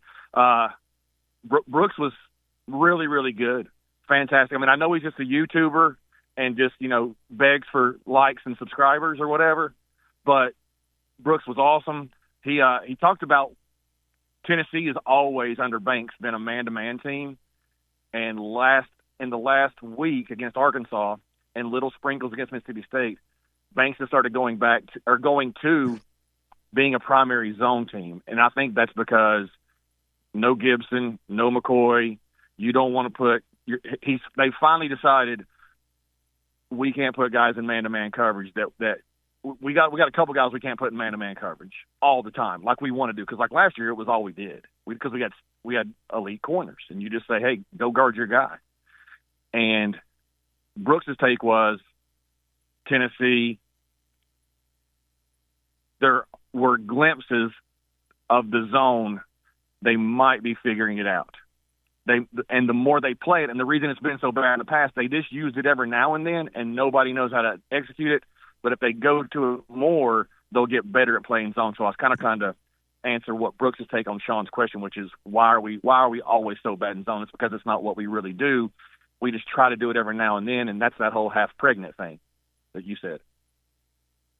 Yeah, and look, if you're not good at something in the midway part of the season, Rusty, I don't know. I don't know how wise it is against these guys to do it. Right. Well, we're not good against. We're definitely not good in man. That's the other thing. Right. That's a problem. Now we got a problem here. That's why they're switching to zone. That's why he's kind of decided, hey, we're going to be better off with having to put a true freshman on the field at corner. We're better off by becoming a zone team and teaching the guys Monday through Friday every week how to do it. And if they would have known Gibson was going to get hurt, they might have spent all off season doing it, but it kind of jumped up on them. Brooks said what Tennessee has to do, and what they did against Arkansas was all of Arkansas's drives that resulted in touchdown. They had the ball 11 times. They scored 4 touchdowns and a field goal. So 6 times we stopped them. 3 were fumbles, and 1 was a 4th down stop, and then a couple punts. But the ones they did score points on, we forced them to run 9 or more plays every time. And Arkansas had been a chunk play, just getting yards, a ton on big plays, and we said no to that. But the problem I see with that theory is Bama lives by dinking and dunking you and not chunk playing you. But a big problem we have right now is the fact that last year they may not have been great players in it. I mean, Lott was, but Elijah Simmons, Omari Thomas, and Norman Lott, each of them demanded a double team. Yeah. And we don't have defensive tackles right now that demand double teams. And so what you see is where linebackers last year when Peely was healthy, he could do his thing. But right now, even though our linebackers aren't great, they don't have a chance. I mean, they've got running backs that have already gone through the first level at full speed. Oh. And we're not creating any kind of chaos in the middle of the field. There's no noise for the quarterback to get collapsed on. And so safeties and linebackers they're being exposed to free running SEC running backs. And that's a hard tackle anyway you look at it. You're so right about that. And the other problem is, I don't like to pick on people on certain players. I know they're all, kids technically, but 22, when the ball's coming through his gap and there's a blocker in said gap, he's trying to run around the blocker. It's on film.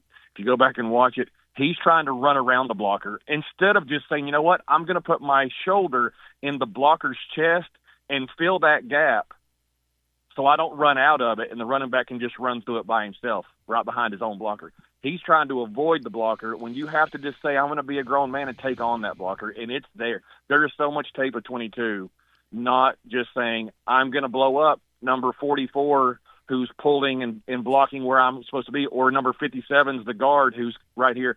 I'm trying to avoid him, and that's not what you're taught to do. So he's got to get better at that in the run game. But, hey, as far as the pass rush, we're the worst team in the SEC at getting off the field on third downs and long. The worst by a mile. How do we lead the nation in sacks? And those two things go together. How can you be great at getting to the quarterback, yet you can't cover long enough on third and longs? You must really your safeties must be electric football, Rusty, which is what they are. Or the linebackers. Yeah. Everybody involved. Tony, yes. Tony, you brought up our guys like standing flat-footed in zones or whatever. The first 3rd and 6 of the ballgame, which was when they got it to like a half inch and then they snuck it on 4th down with their first drive, they snap it on 3rd and 6. And before Green throws the ball, we have 4 guys rushing and 7 guys covering. All 7 guys covering were deeper than the first down marker. All 7. All 7 were deeper than the sticks. Just can't be, man. Another problem you have is when, unless you're Sean Taylor or Ed Reed or Ronnie Lott, if your safeties are leading your team in tackles, you got a problem. 865-200-54, and that's kind of a weekly occurrence. 865-200-5402 is the numero uno do. As Rusty exits, great call by him. And yes, Brooks Austin's excellent. And I'm going to go back and listen to John and Cody's segment with him later today and see what I can glean. But Brooks Austin's right about one thing, and that Arkansas team is excellent offensively. There's no doubt about that. My disappointment with Tennessee Saturday was not being able to navigate and negotiate and blow them out offensively. I just thought that was something I was not expecting. I just was not expecting Tennessee. But Tennessee's got this thing right now where they're struggling to finish drives because it's either penalties or drop balls, and that's another thing. You play a game like this on the road and your margin of error goes down, you got to clean those things up. Our wide receivers have to make plays in front of them. Everybody's got to be a tick better this weekend in this game. Alabama's very good at home. They're really good at home under this coach. In fact, they're a different team in their building than they are on the road. We'll take a brief timeout and come back with more. And again, my look at the Alabama game, my thought is it's a free roll game. You put this thing down as a loss in the offseason, so what? If you go out and lose a game, so what? But you got to look a certain way if you're going to lose a game. You can't get trucked. This game sets you up for the rest of the year. Hey, you win it, and you go right into that Tier 1 category of playoff teams. Just like Indiana right now is in Tier 1 of the playoff teams, if you win the game. It's a big opportunity for the Vols as we continue with more after this. Guests appear on the TLD Logistics Hotline, online at tldlogistics.com. Are you currently a residential electrician? Would you like more benefits, better pay, more upside? What about a $3,000 signing bonus? Free company-paid health insurance, annual profit share, company vehicle, gas card, much more. Call Advent Electric today. Advent, known for their large commercial jobs around town, and due to high demand, they're adding additional roles for their residential department. Maybe you know a friend, family member that's a residential electrician. Spread the word. Email hr@adventelectric.com. hr@adventelectric.com. 865-588-0631 and ask for the Tony B 3K signing bonus. Advent Electric is hiring. You got to dream about buying some land and building on that land? Well, Waterside Contracting is your ticket. 25 years of making dreams come true, Michael Scott. For hundreds in our area, custom homes or remodels, Waterside Contracting will build on your lot. They do incredible work all over the area. Structural integrity, quality without compromise. It's a way of life with Waterside Contracting. Check out the wonderful work Waterside does. WatersideContractingLLC.com. When it's time for your dreams to come true. Quality without compromising. Waterside Contracting. College football fans, Chris Fowler here with the play call. This season, go for Dose with ice-cold, refreshing Dos Equis. It's more than a single play. It's a mindset. Think of it as a two-point conversion for real life. Taking the risk, making the bold move. Whenever we get the chance to go big, we take it. On the field and off, always go for Dose with Dos Equis. Enjoy Dos Equis responsibly. Copyright 2024 Dos Equis Lager Especial Beer. Imported by Cervezas Mexicanas, White Plains, New York. Whether it's baseball, football, softball, church groups, or schools, if you're raising money, do it with locally roasted Grade A grounds coffee. I'm Billy Miller, a Vol alum and Knoxville native. You keep 40% of sales, and we donate 5% back to our East Tennessee community.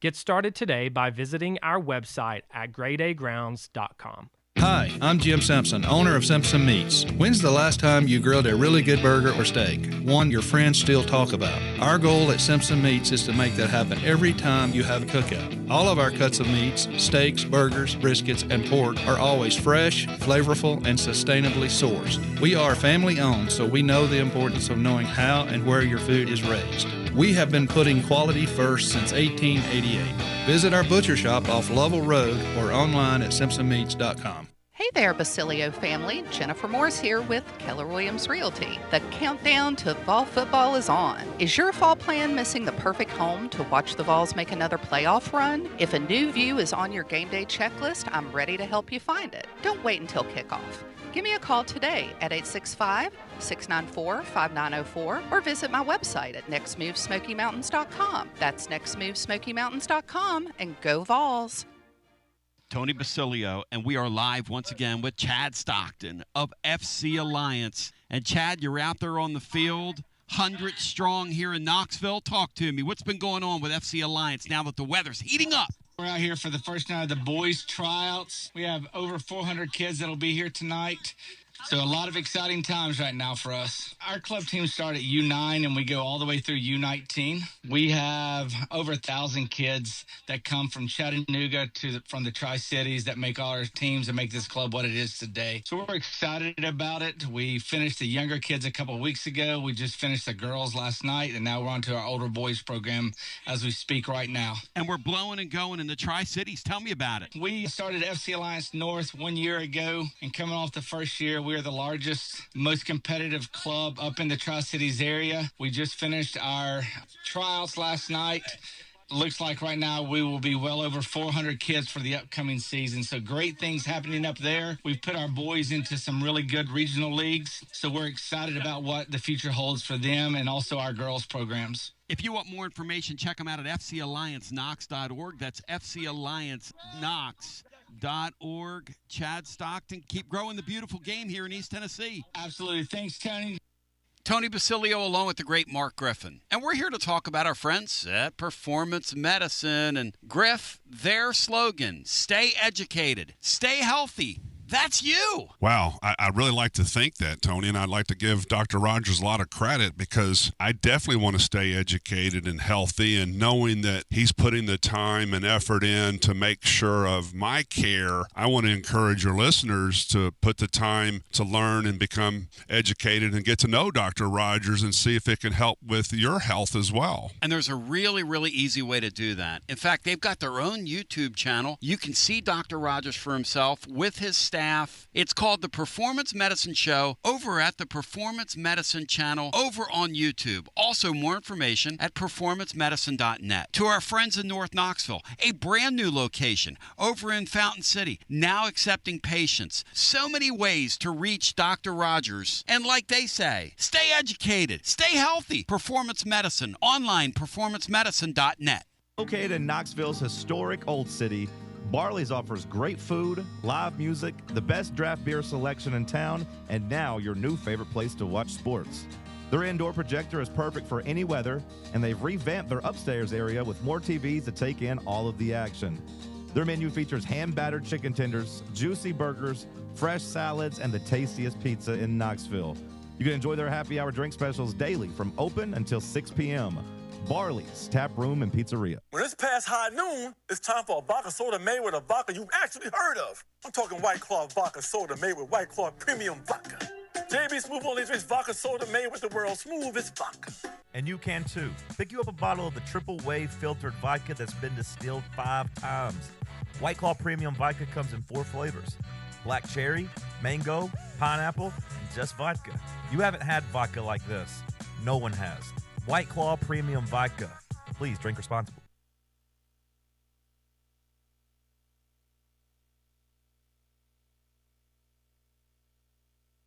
TB back with you, 865-200-5402.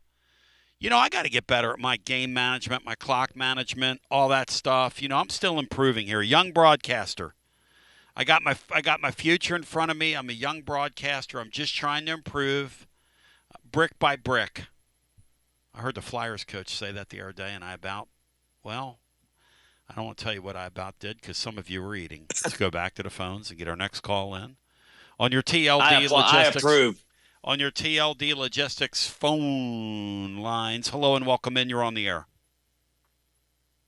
Tony. Yes.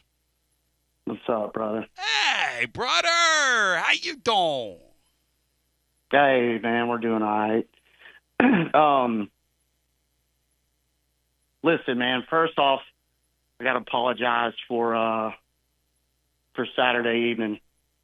I made some comments unbecoming of a caller, so hey, I apologize. Hey, no problem. I love you, man. I love your spirit, and I love you. You know that. But, you know, I had a little bit of grandpa's cough medicine, and you know how that goes. Let's go. Tony, yeah, we encourage that on the post-game show. It makes for a better post-game show, man. Well, listen, man. I just, I get, I feel it, brother. You know what I mean? And I get passionate, and I'm telling you, they kind of urinate me off when they go on. But listen, they're good callers, and you got to have that, right? You got to have the back and forth. If we were all just let sunshine pumpers call in, then it wouldn't be much of a show. My thing is, I love you because you're passionate. I love Nega Dave because he's passionate. We all love the same thing. We see it different ways. And see, I grew up in a place where people were like that.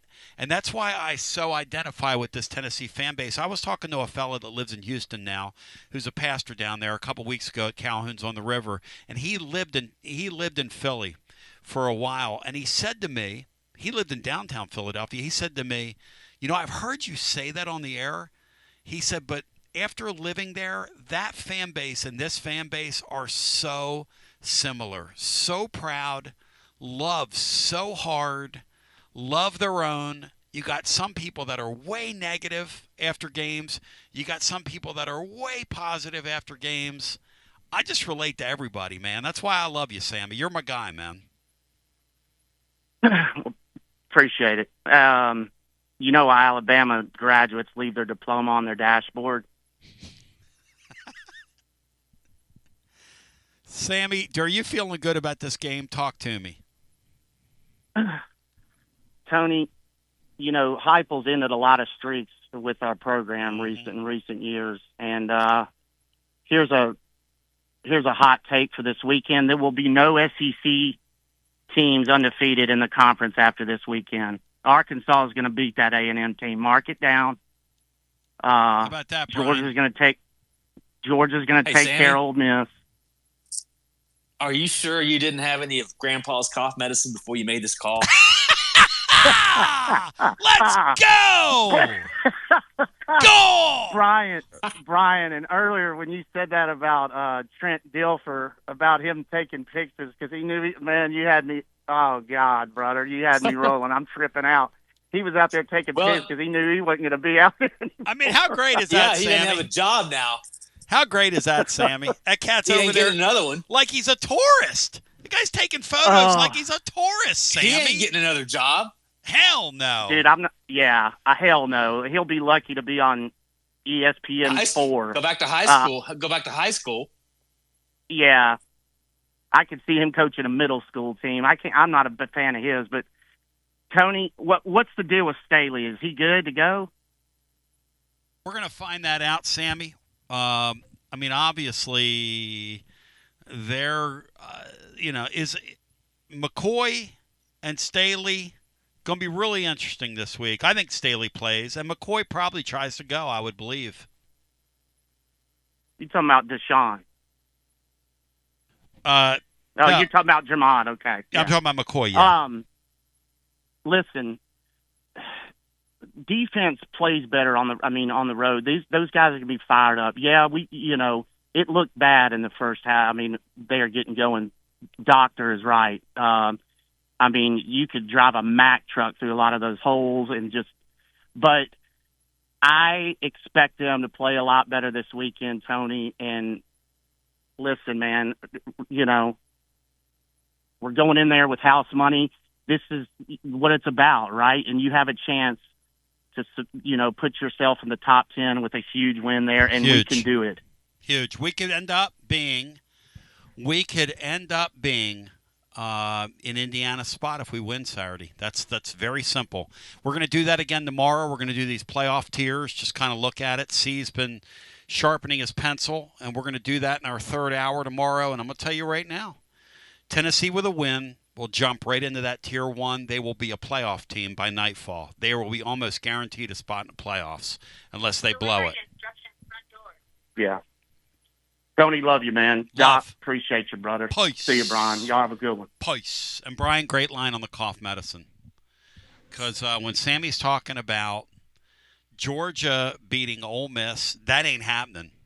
Hey, Brian. You mean Arkansas beating and Texas Arkansas A&M. Texas A&M. I think Georgia is beating Ole Miss. No, they're not. Back to the phones we go. How about Ole Miss if they win? Streaking toward a playoff spot, having never accomplished anything in the modern era. Have they ever played?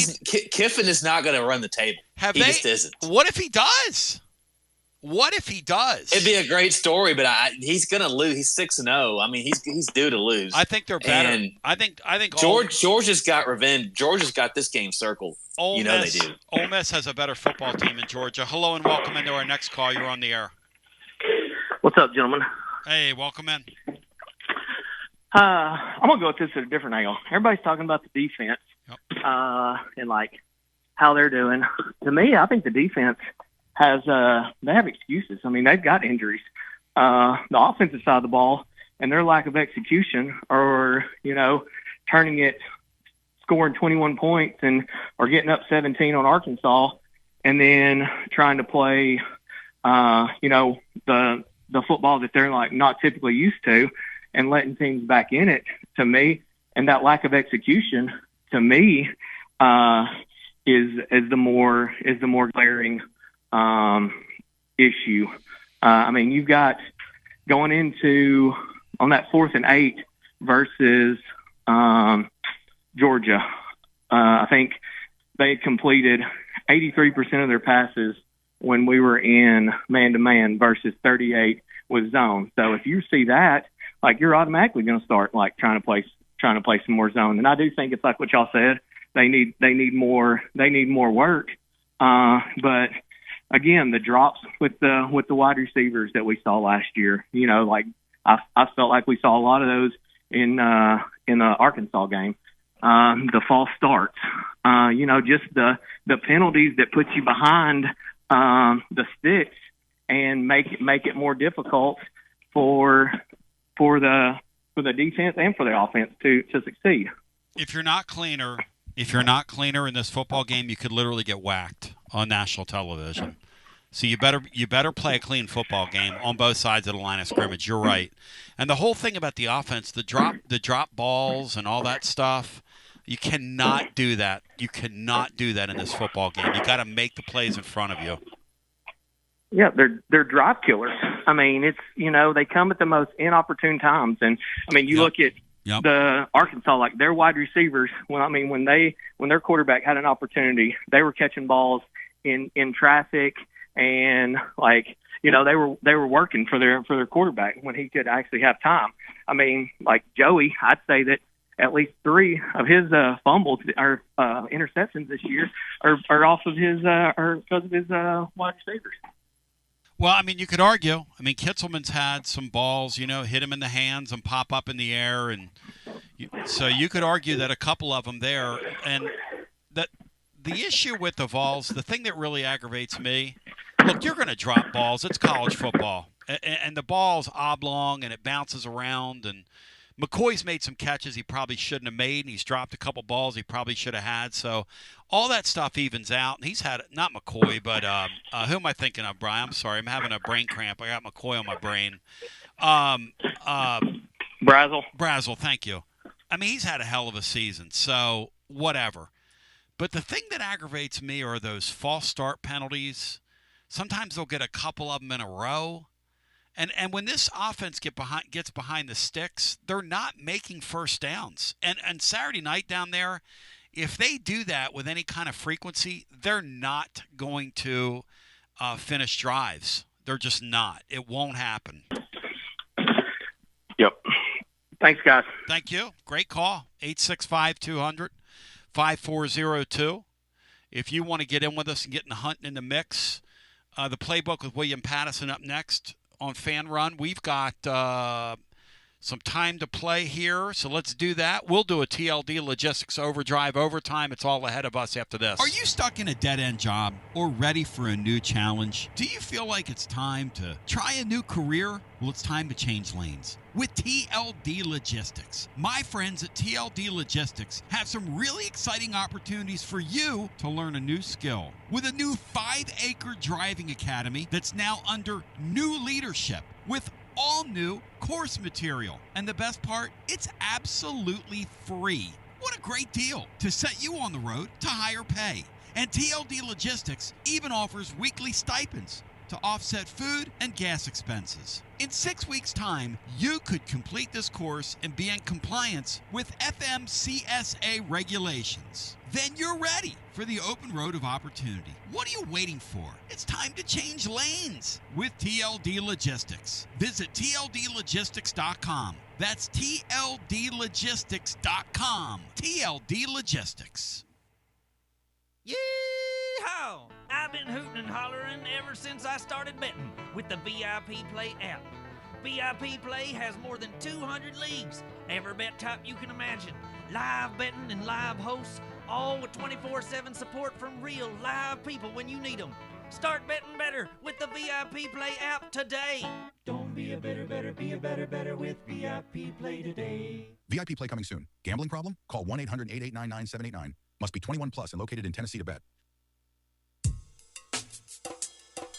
TB here for Cedar Bluff Plumbing, a live and local company that's been serving our area for over 32 years and counting because every customer counts, and I mean no job is too small. Cedar Bluff Plumbing just voted #1 by City View magazine because multiple plumbing experts are on call to serve all your plumbing needs. Chances are there'll be a plumber in your area when you call, and they won't send some salesman to your house. You're going to get a high-character, trustworthy, highly trained plumber who will serve you, not like some of these guys that look like they came off the set of America's Most Wanted. Cedar Bluff Plumbing is Basilio tested and approved and will go the extra mile for you because Chucky Mack is a servant of the people and my consigliere to the throne, celebrating over 32 years of serving living volunteers. Cedar Bluff Plumbing. Call 588-4448. That's 588-4448. Cedar Bluff Plumbing.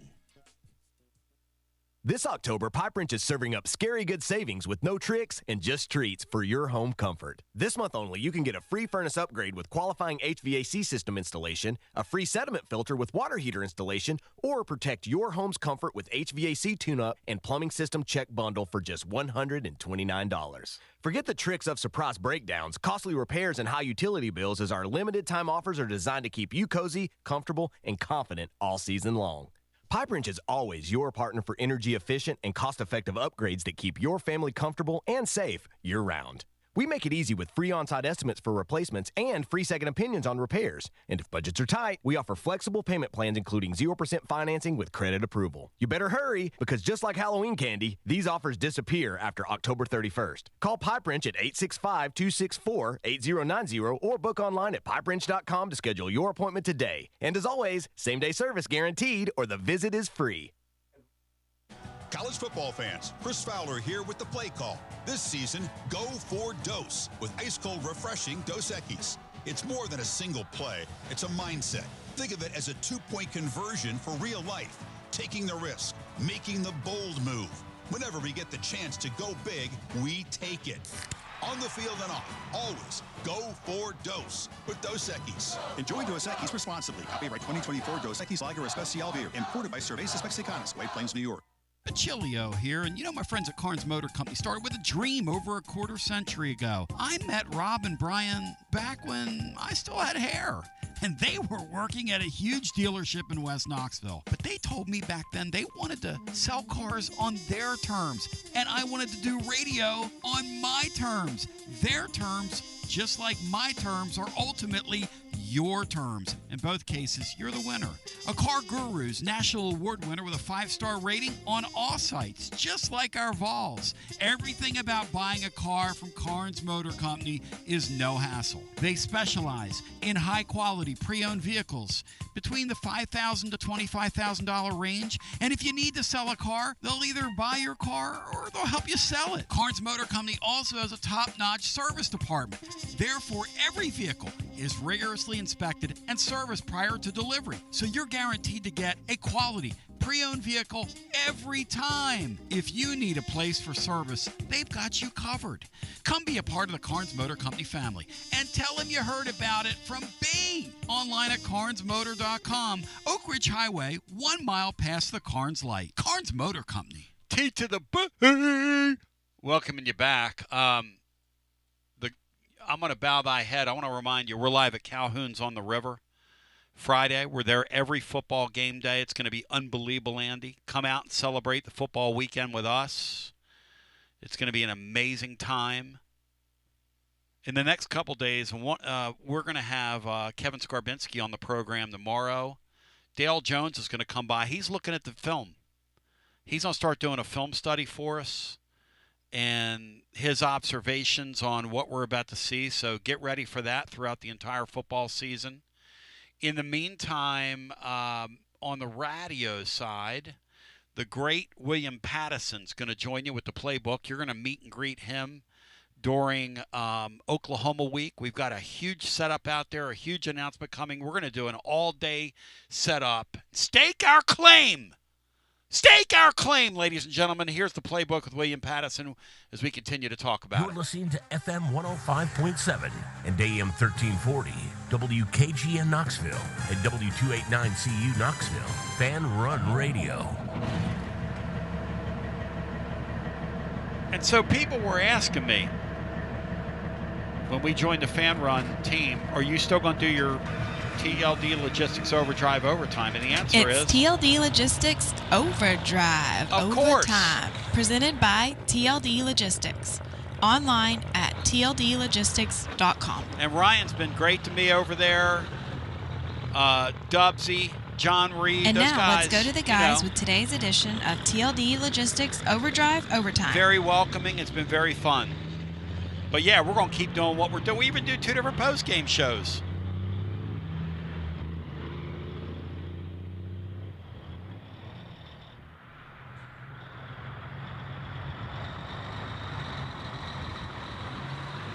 I'm kind of fired up, focused, and prepared.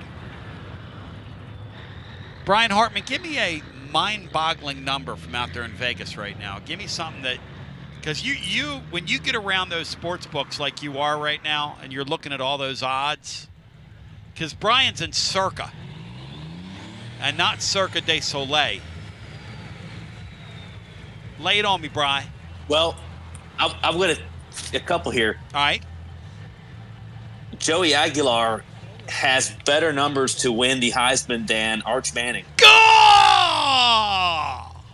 Joey Aguilar is plus 5,200. Arch Manning is plus 7,500. Joey F. Ball. Joey F. Ball.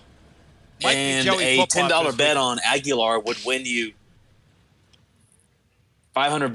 $520. Hey, Brian, what if Joey Aguilar this weekend? And it's going to really – he's probably going to have to beat Alabama to there you go. What still if he be in the conversation. What if he goes for 450 and a win over Bama? And the Vols are tracking for an 11-1 season at that point. What happens then, Brian? So he's got to jump. There's 17 guys on the list ahead of him that have better odds right now. But you figure that he would definitely get on that first column of names. Let's read me the names, and I'll tell you the guys he's going to jump over. Go ahead. Okay, Jeremiah Love, Notre Dame is the next guy up. He'll jump him. 4,200. Don't let Mark and Lumbo hear you, but he's on jump Jeremiah Love. Continue. Haynes King of Georgia Tech plus 4,000. He'll jump his ass. Devin Dampier of Utah plus 3,500. Yes. Dante Moore, Oregon plus 3,500.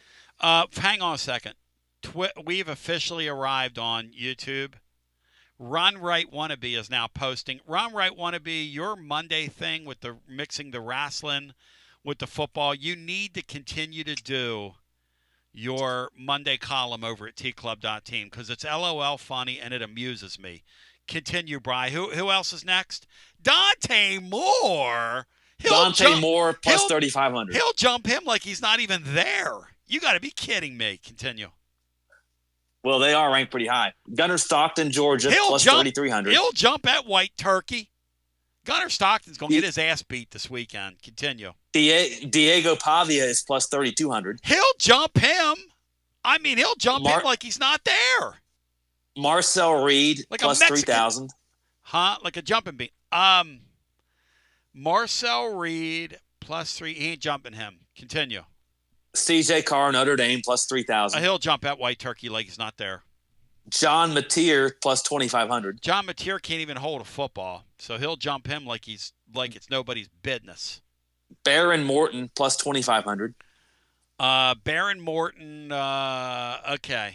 Morton Salt, Craig Morton, Fred Mortensen. Continue. Texas Tech, they're undefeated. Who cares? Trinidad Chambliss, plus 2,200. Yeah, he's got about as much chance as Trinidad and Tobago does in the World Cup. Continue. Jaden Mavia from USC, plus 1,800. Second best Polynesian quarterback in LA right now, next to Nico 99. Nico needs to wear the 99 jersey. Julian Sayin, plus 1,500. Just saying, Mark in Columbus is a fraud with a fraud take over this Julian Sayin guy, who all he is out in front of he's got the keys to a Lamborghini. That's all he is. Give me a break. And top three, Bama's Ty Simpson, plus 375. He could jump. Well, Jeremiah Smith is plus 800. Jeremiah Smith's a clown. He's not winning it. It's a quarterback's award now. Continue. Plus 3,500, plus 375 for Ty Simpson. Ty Simpson, if he loses this weekend and our guy plays better than him, our guy will jump him right into the third spot. Fernando Mendoza, Indiana, plus 375. He ain't jumping him in your lifetime. Continue. And Carson Beck, the top guy, 370. Well, you got Beck, Mendoza, Ty Simpson, all top three. Much as I hate to admit it, Carson Beck's making a liar out of me, but he still has a bad hairstyle. Cinco, are you back? Carson Beck, no offense to him, he looks like Don Felder from the Eagles with a receding hairline. Pull Don Felder up, kids. It's a pretty good stick right there, Cinco, isn't it? Goofy-looking dude. Goofy-looking dude. Don Felder was a good-looking dude, but Carson Beck's hairstyle makes him kind of a goofy-looking dude. So Jeff, you know what? Don Felder was treated by the Eagles kind of like Glenn Fry and Don Henley were SEC officials. That's pretty next level. Treated like Heupel. Absolutely. Getting the Heupel whistle. So exactly. Jeff Harrison. That's what he got. Jeff Harrison asks, "Is McCoy playing this weekend?" Look, McCoy's going to try and go. If his body cooperates, he plays. The last time he tried to ramp it up, he had swelling in his leg and he wasn't able to do it. Who knows how his body's going to react. Even if he plays Saturday, he's on a pitch count. I respect him so much for trying. His representation is telling him not to expose himself and go out there in a game. I love that that kid wants to play. Two things in major college football I love are that the Red River rivalry shootout thing used to be called the shootout. Means so much to Oklahoma that Mateer tried to play with a broken hand last week and couldn't even grip the football. I mean, he didn't belong out there, but you have to love that he tried because it still makes college football college football. And McCoy's people are telling him, you're a first-round pick, man. You don't need to put anything else on film. If you go to the combine and you have a great combine, you're going to be a first-round pick. And McCoy wants to play. He wants to play. I think that's worth celebrating. Whether or not we see him, I don't know. I'm not God. I don't know whether his body's going to cooperate this week. I can tell you this. If he plays this week, they're going to have him on a pitch count. And they'll have him on a pitch count his first couple games out. But it'll still, I think it would give Tennessee an emotional boost, Sean, if he showed, don't you? Absolutely, I do. And then Colton Hood becomes, the B or E. It's going to elevate the spirit of the defense. And also, I certainly have no clue about his injury, what he's going through. I'm not a physician. If he had a cavity, I could help him. But I don't know about the knee. But I would say that, if I just wonder, have there been many guys that have sat out the year for injury and then been a first-round pick? I know he's quality like that, but I mean, Micah Parsons and some of those guys were first-rounders, but that was because they sat out for COVID. And there's a difference between the money and if you're pick number 32 and you're a top 10 pick, you're going up against Ryan Williams, you're going up against some of the premier wide receivers in the next several weeks. I wonder if that factors into things as well. I don't know. I guess his representation's thought is if I throw you out there and you're not ready to play and you put some bad stuff on tape, it's deleterious for you. So, I mean, it's, I see both sides of it. Like I said on the air the other day, that was my kid. I'd hold him out. But this guy wants to play. And I respect the hell out of that. We should all respect that. And if he plays and he plays really well, he's a medical wonder. Like if he walks out there Saturday and he plays really well, he is a scientific wonder at that point. Because I'll remind you that his timeline is similar to ZZ Stop's timeline, Zakai Ziegler. And Zakai Ziegler wasn't able to do Zakai Ziegler things, that quick cutting stuff, for about 6 weeks after he got cleared. And so I don't expect to see McCoy out there like being McCoy. But I respect the hell out of him. Keith Garrison said, it is crazy to think that Ryan Williams last year was targeted 19 times in our game, Sean. 19 targets for Ryan Williams. Ryan Williams hadn't had 19 targets in the last 3 football games, Sean. It's crazy. Yeah, and 19 targets all year, I don't think. And he still got some of his last year, but on a relative scale, Jermod shut him down and took a pick from him in the end zone. Yep.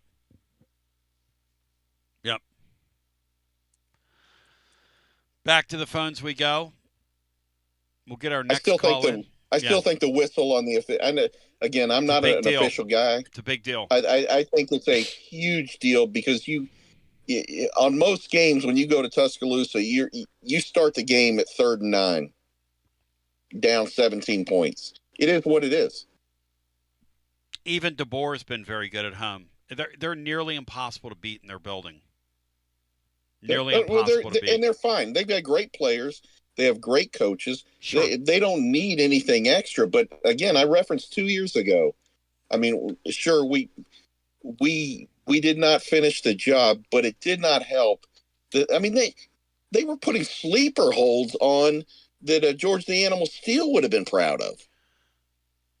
And, Sean, Arkansas last week was a clutching and a grabbing and a holding and a moving and a grooving on us with that offensive line. You go back and watch that game, there were at least 7 or 8 holds that were not called.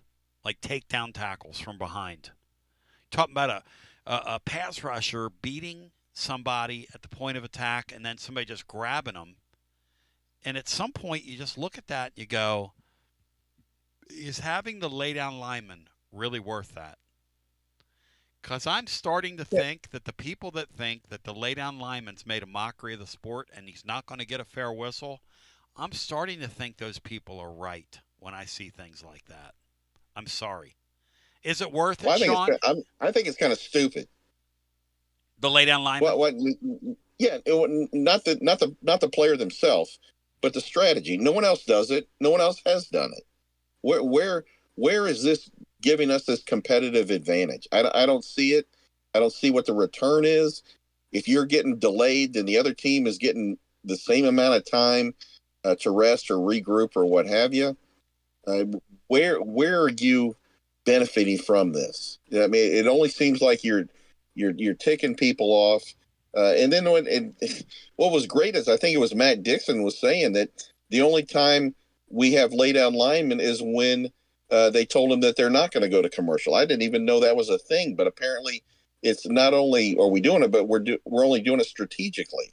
So why do you do that? And then, in fairness, with the ref talk here, or my whine about the refs, the refs aren't killing us with these pre-snap penalties. We're our own worst enemy a lot of times, and people say, "Well, that's what Josh Heupel." Well, that's nonsense. That's absolute nonsense. If you don't have the discipline in pre-snap penalty, you get what you tolerate. If the coach is leading the conference consistently in penalties, why? Why would you rather have 2nd and 15 rather than 2nd and 10? Why? It makes no sense. Back to the phones we go. We'll get our next call in. Hello and welcome in. You're on our TLD Logistics Overdrive Overtime. Good day, Tony. Hey. Jason and Maryville. Hey, Jason, good talk to you. Always good talking to you. So I've been with you since you started right off the rip. All right. And we've all seen coaches. Do you feel like Heupel is the new Mark Richt of the SEC? Yeah, I do. I think a Mark Richt comparison to this point is apt and accurate, yes. Because, I think to be a coach in this SEC, you have to have some kind of attitude. And honestly, he doesn't. Like you said, he's a nice guy. When you're not getting the calls in your own place, that means they don't respect you. And it's just, I don't know. I want to say it. I don't think he's an SEC head coach. But he's winning. He's winning. He had Tennessee in the playoffs 2 years ago in the 14 playoff. If they didn't blow that game against South Carolina, he's rejuvenated the program. I mean, you can sigh all you want. He has. You can sigh all you want. He made the playoff last year with a quarterback they had to work around. And this year, he's got a guy and they brought in for 100 days, and they're tracking toward a playoff berth. Okay, let me go this route. Maybe it's his offensive play calling. His play caller. And his defense. I think he's a great play caller. Yeah, I think he is too. His stuff when they come out of the chute, man, is really impressive. So why do we change up tempo then? Is it because he's protecting his defense? After everything that y'all said about the defense, right? Is he protecting his defense then? And just at that point, you should just stay on it, and just hope that you get out in front enough to where your defense, you've got a good cushion. I don't know why. Well, you know what? That's funny you say that because we were talking about this during a commercial break one time, and this goes both ways. The first maxim of General Nealon is the team making the fewest mistakes will win. We see it every time the game starts. It's well indoctrinated into the Tennessee lore. Team making the fewest mistakes will win. Okay, I think that goes both ways. You want to not make mistakes, and you want to be well coached, et cetera. But there's a flip side to that is you don't want to put yourself in a position where you might make mistakes or you might get second called. Remember when he was first here, he was going for fourth down on his 30-yard line. It's like he had a disdain for the punt. Now, I think he was a little reckless at times, but there are times now where it looks like he's almost trying to protect stuff than rather try to go get something. And that's not the way he was when he first got here. Okay, so you got all the fans fussing about that. The guy's making $10+ million a year in a prime job. He doesn't want that to go. I'm not accusing him of trying to protect that, but he's certainly not the same play caller, and he's certainly not the same strategist he was when he got here. Like Ricky says here, which is a good point, if I'm up 17 points midway through the third quarter and I get the ball near midfield, 4th and 3, I'm going for it. I don't care what my defense is, and I'm putting the game away. And I agree with that. Right. I 100% agree with that. He was a crazy play caller in the early because he was trying to prove something, and now he said now he's just trying to protect it because he's worried about his money, I guess you could say. At what point do you not just put 8 in the box and just go balls to the wall on defense? Tennessee? Yes. They should. 8 in the box and just go. Like you said, Ty Simpson needs to be on his back at least 2 out of the 4 plays on the field. But see, they tried that against Georgia, and their what they have in the back is so bad that Georgia just kind of ripped them apart when they did that. So you talking about in the back, defensive backfield? Yes. Yeah, that's why you send 8. Just hope for the best. Because your secondary is not going to. But they tried it against Georgia, and they got just lit up when they did it. I hear what you're saying. I think what Tim Banks is trying to do is he's trying to say, hey, we are going to sell out somewhat on the sack. We're going to sell out somewhat on the big play. Yeah. We're going to hope you get a holding call, you get a fumble, etc. And if nothing else, we're going to make you go 12 plays for a drive. But what we're not going to do is we're not going to give up the big play where you score in 2 or 3. We're going to make you earn it, and we're not going to expose the weak link of the defense. It's the John Chavis defense of years ago. We're giving up 3rd and forever. I agree with you. The big play, I feel like. I'm not debating you at all. It's frustrating. I know. I know. Caller talked about how bad we are in 3rd and long, and that's an outlier. That's got to be looked at. That's weird. So back to the Georgia-Auburn call. Yes. Here's my thoughts on that. Yes. I don't think the SEC, raised their hand and got involved because was there a chance that gives Georgia another loss, and then there's another team out of the playoff hope, another SEC team out of the playoff hope. I agree with you. I agree, and I'm glad you said that because I don't think you have to be on the lunatic fringe or a foil cap wearing guy to suggest that, well, wait a second. What's to prevent these refs or whatever of making strategic calls here and there, and then all of a sudden the coaches can't complain about it or they get a big fine? We're going to allow you to send in these videotapes, and if it's egregious enough, we'll just send out a little "I'm sorry" on Monday. That's exactly what C said. Take it and go for it. You don't have to be crazed to think, wait a second. In this day of we need 4 teams in the playoff, that's not only possible, that's highly likely.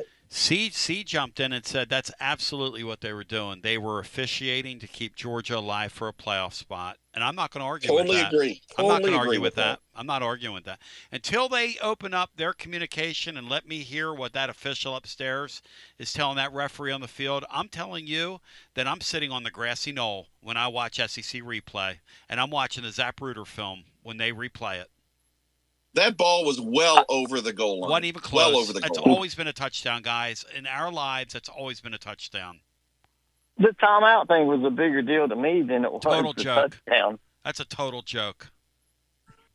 And that dude's just Bush League. I'm sorry, he's just He is Bush League. He is. He's a terrible human being. I'm sorry. He's just Bush League, and they allow it to go on. Think about the stuff that goes on in their program. Think about that's what I'm saying. The He's a terrible human being, and the stuff they put up with. Come on, man. There ain't much difference between him and Urban Meyer. Urban turned the naked eye. I know it's a different case for a different day, but I just. You know what he is? He's an Urban Meyer that gets his hair cut at Sports Clips. And I appreciate the call. Thank you. Or with a Flowbee. I could see Kirby Dumb using a flow. He's an Urban Meyer that doesn't burn as much calories, according to Lane Kiffin. Back to Lane Kiffin. How about Lane Kiffin taking a shot at his paunchiness? Brian, what do you think of that? Lane Kiffin showing a lot of fear, making fun of another coach's paunchiness as we go back to our phones. Lane Kiffin's had a whole lifetime of receipts laid down that people can easily pick up. That surprises me. Yes. One could say Alexis accident. Anybody? Yeah. A downtown condo. Anybody? Lane is clearly comfortable, and I think he sort of knows that, but doesn't care. Yeah, he doesn't care. That's the thing. And that's what's great about it. He came out after they beat the LSU game and said, "I'm really sorry we didn't hit the over." Let's go back to the phones. I mean, guy's a nut. Hey, Tone. One more thing. One more little fact here. Hit it.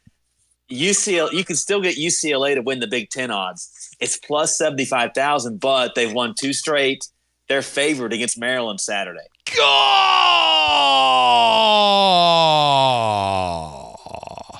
Hello and welcome into our next call.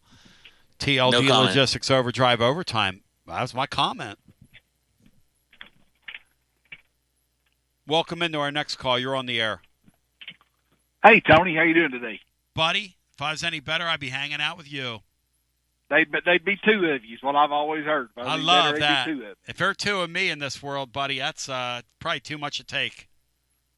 Well, I've got to congratulate you there before and then I got the question.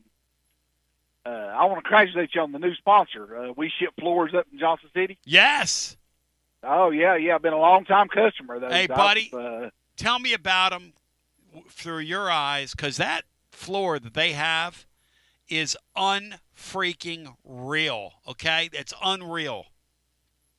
Yeah, and one thing you didn't mention in the commercial, and I didn't hear Alan mention it either, the tongue and groove on those where it locks together, that's the life and blood of the LVP is where that locks together, and theirs is vastly superior to anything you can get in the home stores. Let's go, man. Yeah, he's whenever really, whoever gets the samples, or if you go to the store, look at that lip on it, that tongue and groove, and just look how much stronger and thicker that it is than what you can get anywhere else. Because Alan shares with me that their floor, when he designed that thing, that's a lifetime floor. That super core floor. They've got a video where he takes a piece of lead and takes a high-end, one of these $7, $8 a square foot floors that's out there, and he hits it with a piece of lead, and, man, it dents it. He takes their super core floor and beats on it and beats on it and beats on it, and that stone plastic composite does not give at all, and you can't scratch it. Not at all. And you can't scratch it. We've had it. Yeah, we've had it in our main living area for almost 4 years, and we have 2 small dogs, a grandson. We entertain all the time. Not a mark, not a dent, nothing on it. But now, the lifetime thing, that's not going to be accurate, the lifetime thing, because my wife's already wanting to replace it. Let's go. I love it. Yeah, so I love it. Yeah, but as far as the wear and the tear and the ease to put it down and the way it handles, I mean, this is by far better than anything you can get anywhere else. Well, and kudos to you, because I've been doing this for 30 years. You're the first caller that's ever used the phrase tongue and groove on the air, and I got time for it, my brother. I got time for it. And by the way, we shipfloors.com, because our caller's not put up to that. This is what I love about this show, though. I find things that are great. Not everybody that calls me gets to advertise on here. That's just kind of how we are. We're very discerning. Alan's product is knock it out. They're from Johnson City. They're knock it out. He's one of us. He's a Tennessee fan. He does business all over the country. They have free shipping. And I'd encourage you to go on their website if you're looking to put some flooring in your house, or maybe your wife is. You go to their website. They have a room visualizer, which allows you to drop the floor in there and check it out, man. I'm telling you, It will freak you out. But I'm glad that you shouted them out today. Thank you for doing that. Oh, you're more than welcome. I was tickled to death when I heard, the first advertisement. I was like, man, that's just amazing. I love that you're getting people in the area and especially quality people. Yes, sir. Up in the Tri-Cities. Yes, sir. And now the question I had may have already been addressed, and it's kind of off topic. But over the past few seasons, we've heard about sign stealing. And it was alleged that it happened with Tennessee and South Carolina. So my question, and I'd really like for you to ask it of Watson Brown if you got a chance, is that if the opposing team has our signs and signals, how far into the game would we get before our coaching staff realized that they had our signs and signals? Does that make sense? Cinco, tackle that. You used to be on the sidelines, and you were a guy that was involved watching them signal in the plays. How long do you think it would take, Sean, for them to realize, hey, they're stealing our stuff?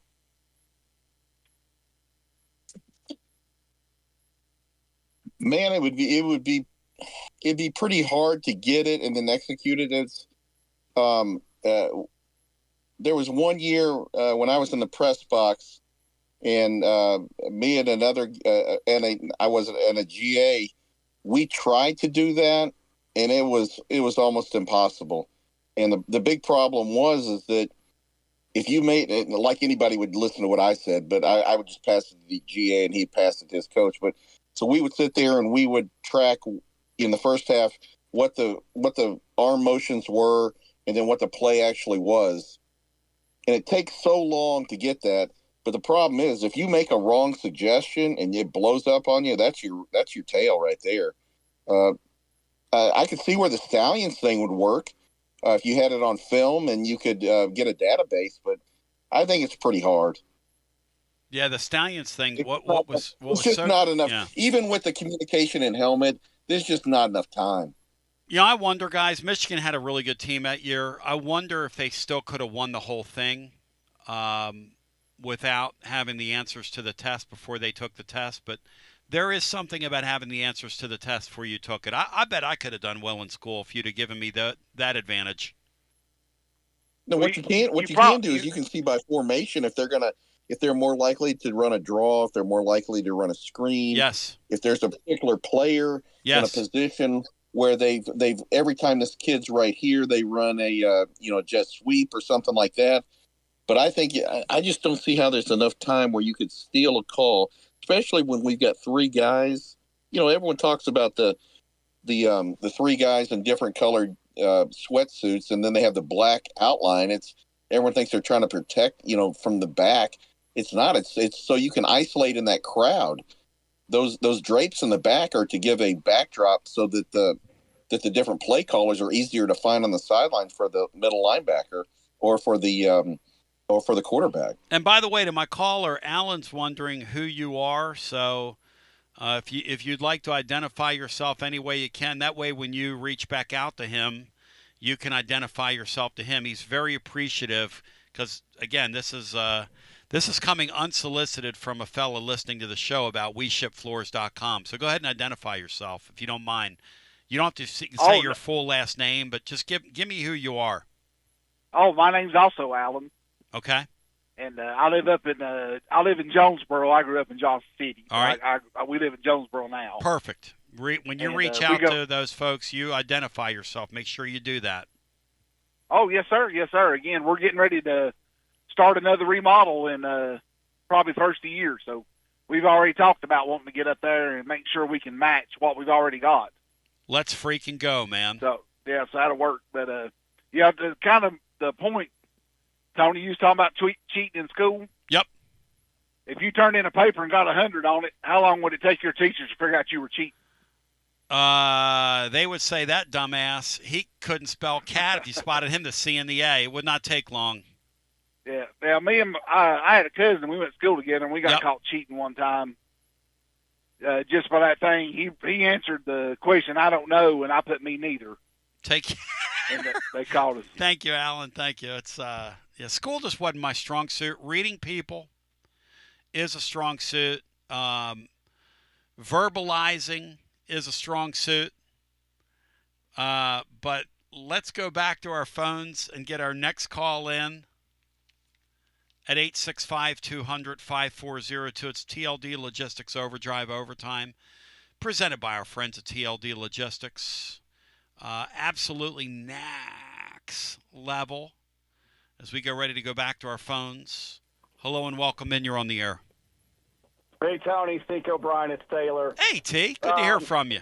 Hey, buddy. I'll say this. Anybody who saw that Scallion documentary and then also noticed that South Carolina reportedly only wore those armbands with the cheat sheets on them versus Tennessee will tell you that I have a high probability in my mind that in that particular game they were stealing signs. But I agree with Cinco.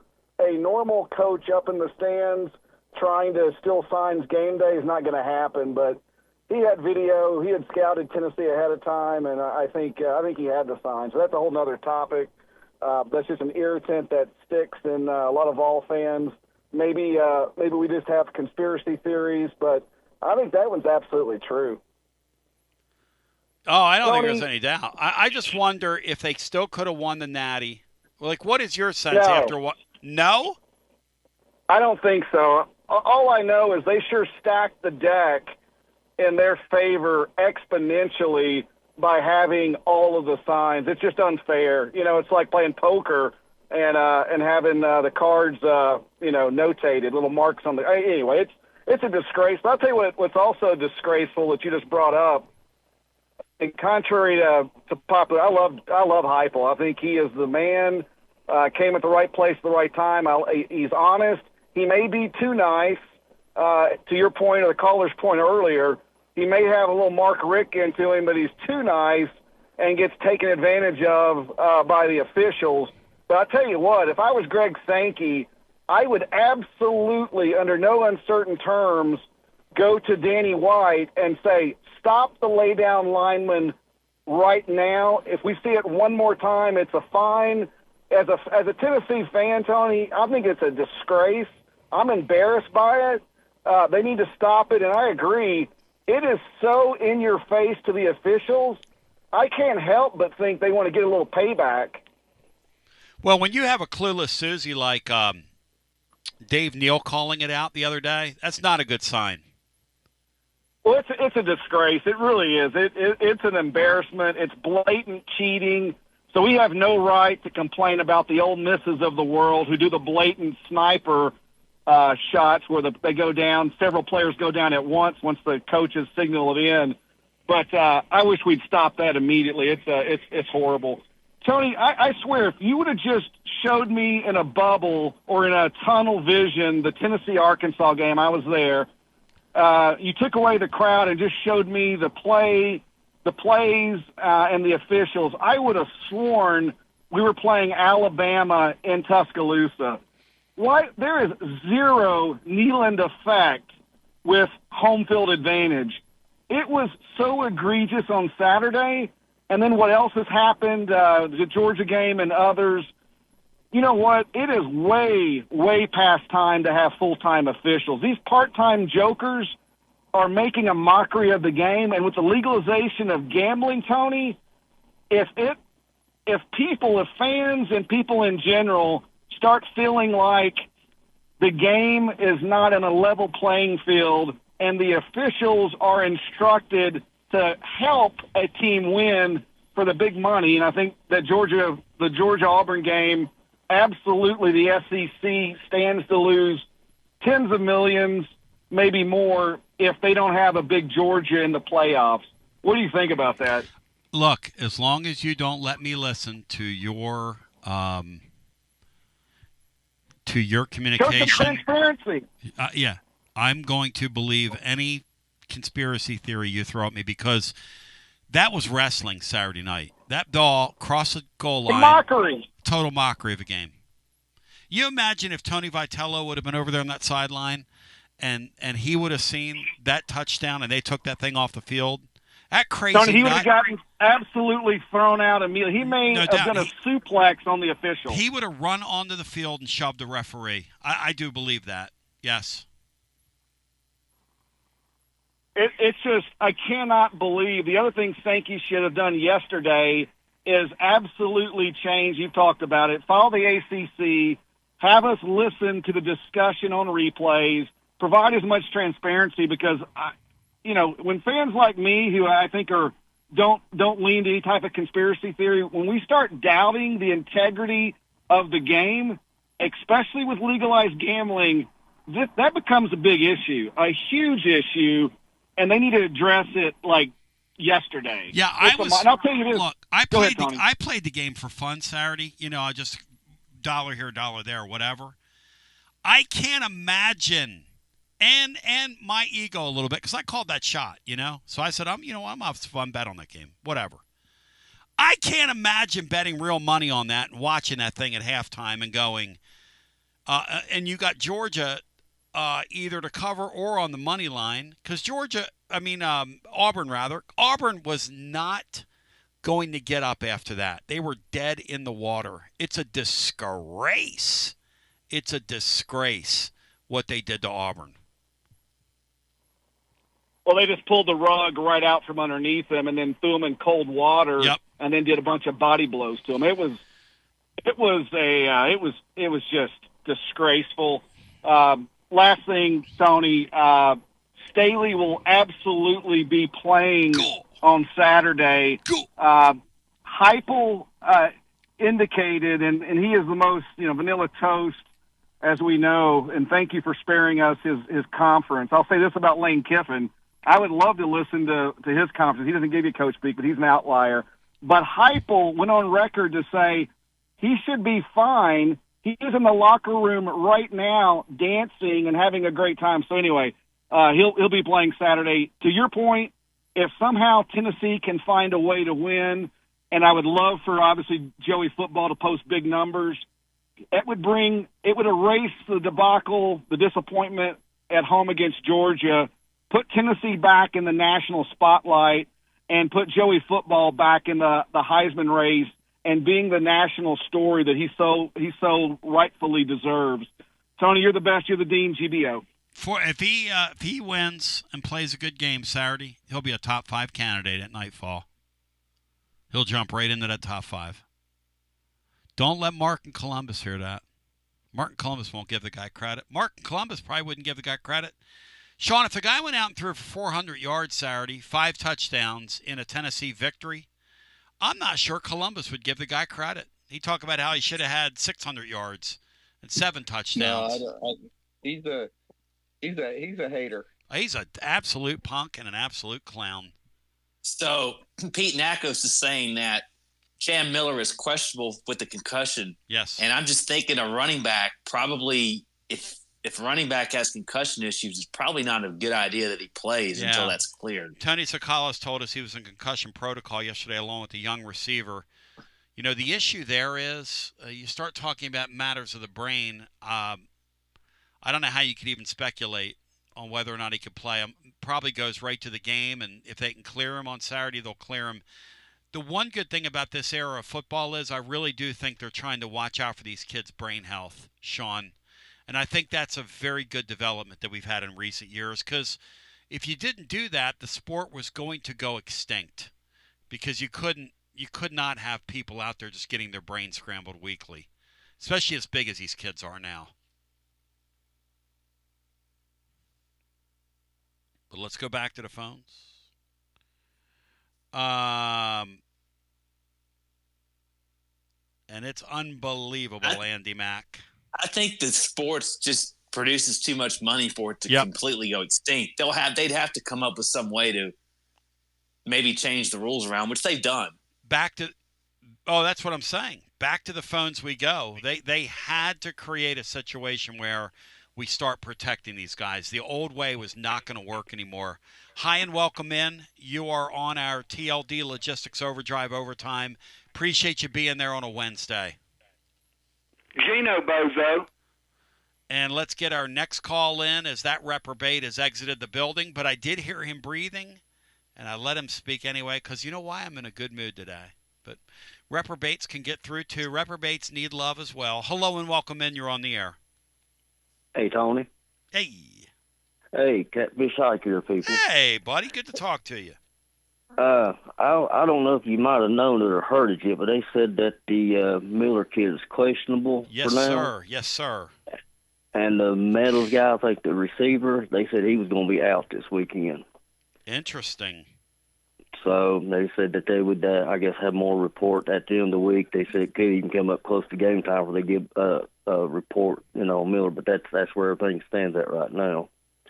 So yeah, I didn't know if you knew that, but I thought I'd pass it along. Thank you, just brother. in case. Thank you, brother. And hopefully we'll get the win this weekend. Hopefully they play good and be a good ball game and stuff. And definitely would be nice to go down there and beat them and everything. It's been a long time, so definitely hoping for a win out of that one right there. Be a big thing if they did. Can you imagine what our post-game show will feel like and what we're going to feel like as we do a watch-along Saturday night with the knowledge, or we're going to be late into the morning, but with the knowledge that we're tracking for one loss this season? Can you imagine that, how that's going to feel?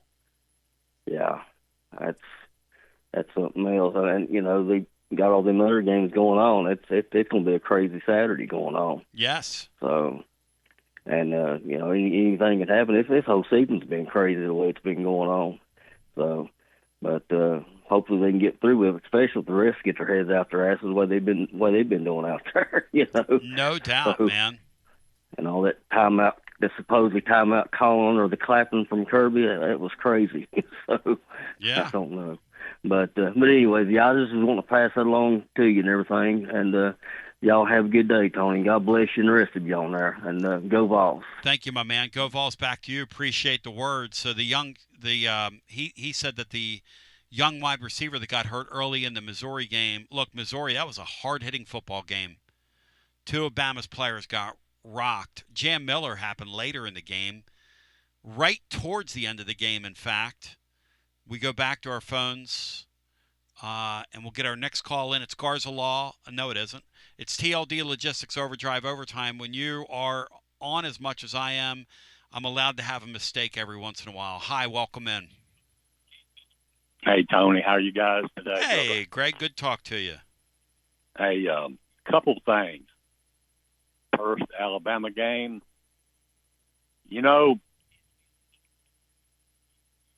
I want to say the top thing on the list I worry about. Yep. It's gotten so bad, and after this past weekend, is the officiating, guys. When I go back and I see a game, Bama had the ball on their own 1 or 2 yard line, quarterback back to pass, and a lineman's got his arm wrapped around the neck of a Tennessee player. Yep. With the official standing 10 feet, 15 feet away, and there's no holding call there in the end zone for a safety, and other plays I've seen. And then after this past weekend, man, I don't know what's going on with the SEC officiating. I mean, that's probably – I would be more at ease, a little bit better if this hadn't happened. And I agree with that. That's sad. That's sad. That's sad that our fans, Sean, are verbalizing that they don't know if what we're going to see Saturday night's on the up and up. Because the truth is, Alabama doesn't need help. Georgia didn't need help the other day. Those teams can stand on their own, but we live in a league where Josh Heupel is not getting help from these officials. He's just not. And if you think I'm playing to the crowd, if I didn't think this, I wouldn't be saying it. I'm not a play to the crowd person. Josh Heupel gets the whistle of a guy coaching at Mississippi State. It's bullshit, is what it is. It's wrong, Greg. It's wrong. Well, I think he's very similar to Drinkwitz. I think when push comes to shove, if Drinkwitz or Heupel's about to knock off, the Georgia or Alabama, you better be on your P's and Q's because it may be subconsciously. I'm not saying these are bad people, but you got to do what you got to do. And you mentioned, gambling. When you go to when you go to coach a team, or it's not my thing, but if you're going to gamble on a game, at the very least, you want to make sure that it's a level playing field with a whistle, because then what's the point? I 1,000% agree, Sean. I mean, Greg, that thing the other night, that ball crossed the plane of the goal.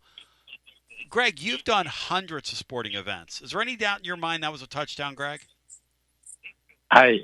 It was no doubt in my mind, Tony, and I sit there and watched all that crap, and the guys spent all of those minutes looking, and I saw it when they replayed it.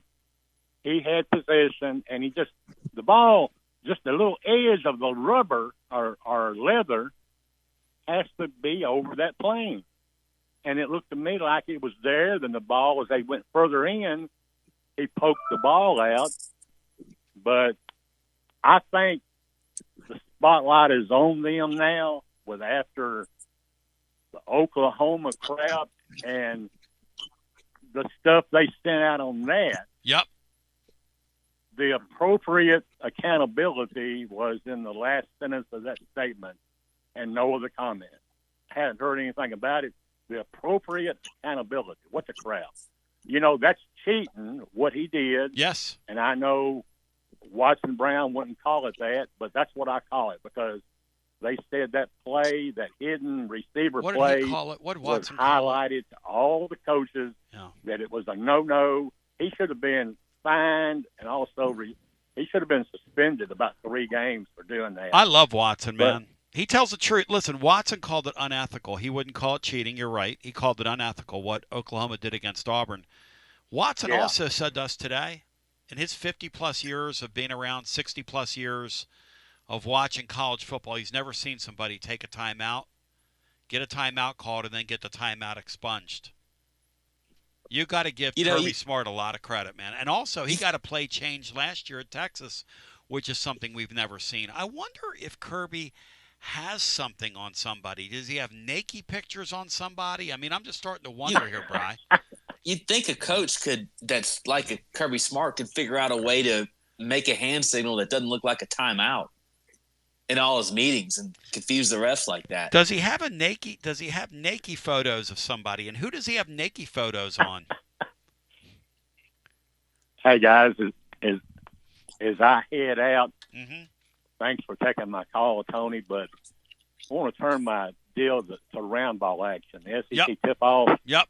And I watched the interview with our great women's coach, Kim Caldwell. Yes.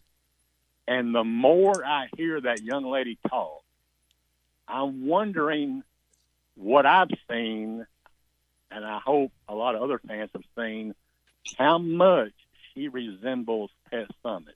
She talked this weekend, or during this week's tip-off deal, she said about the meetings they have. The players need to realize they need to come to the meeting, not be cutting up. And she says, sit up straight in the chair. And I thought, that sounds just like a Pat Summitt deal. I mean, amazing to me. I want to salute Danny White once again for finding that lady. Yep. I think good things are coming to the women's basketball once again.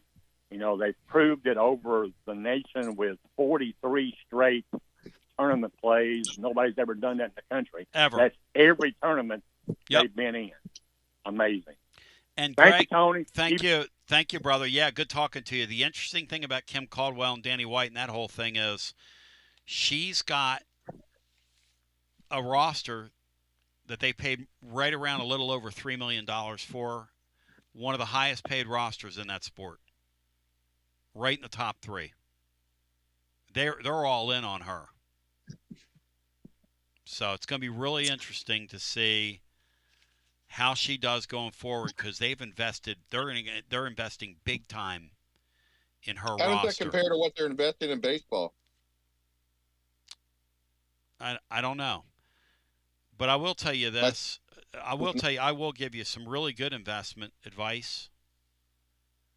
Lay the points and take A&M to smash and grab this week against Arkansas.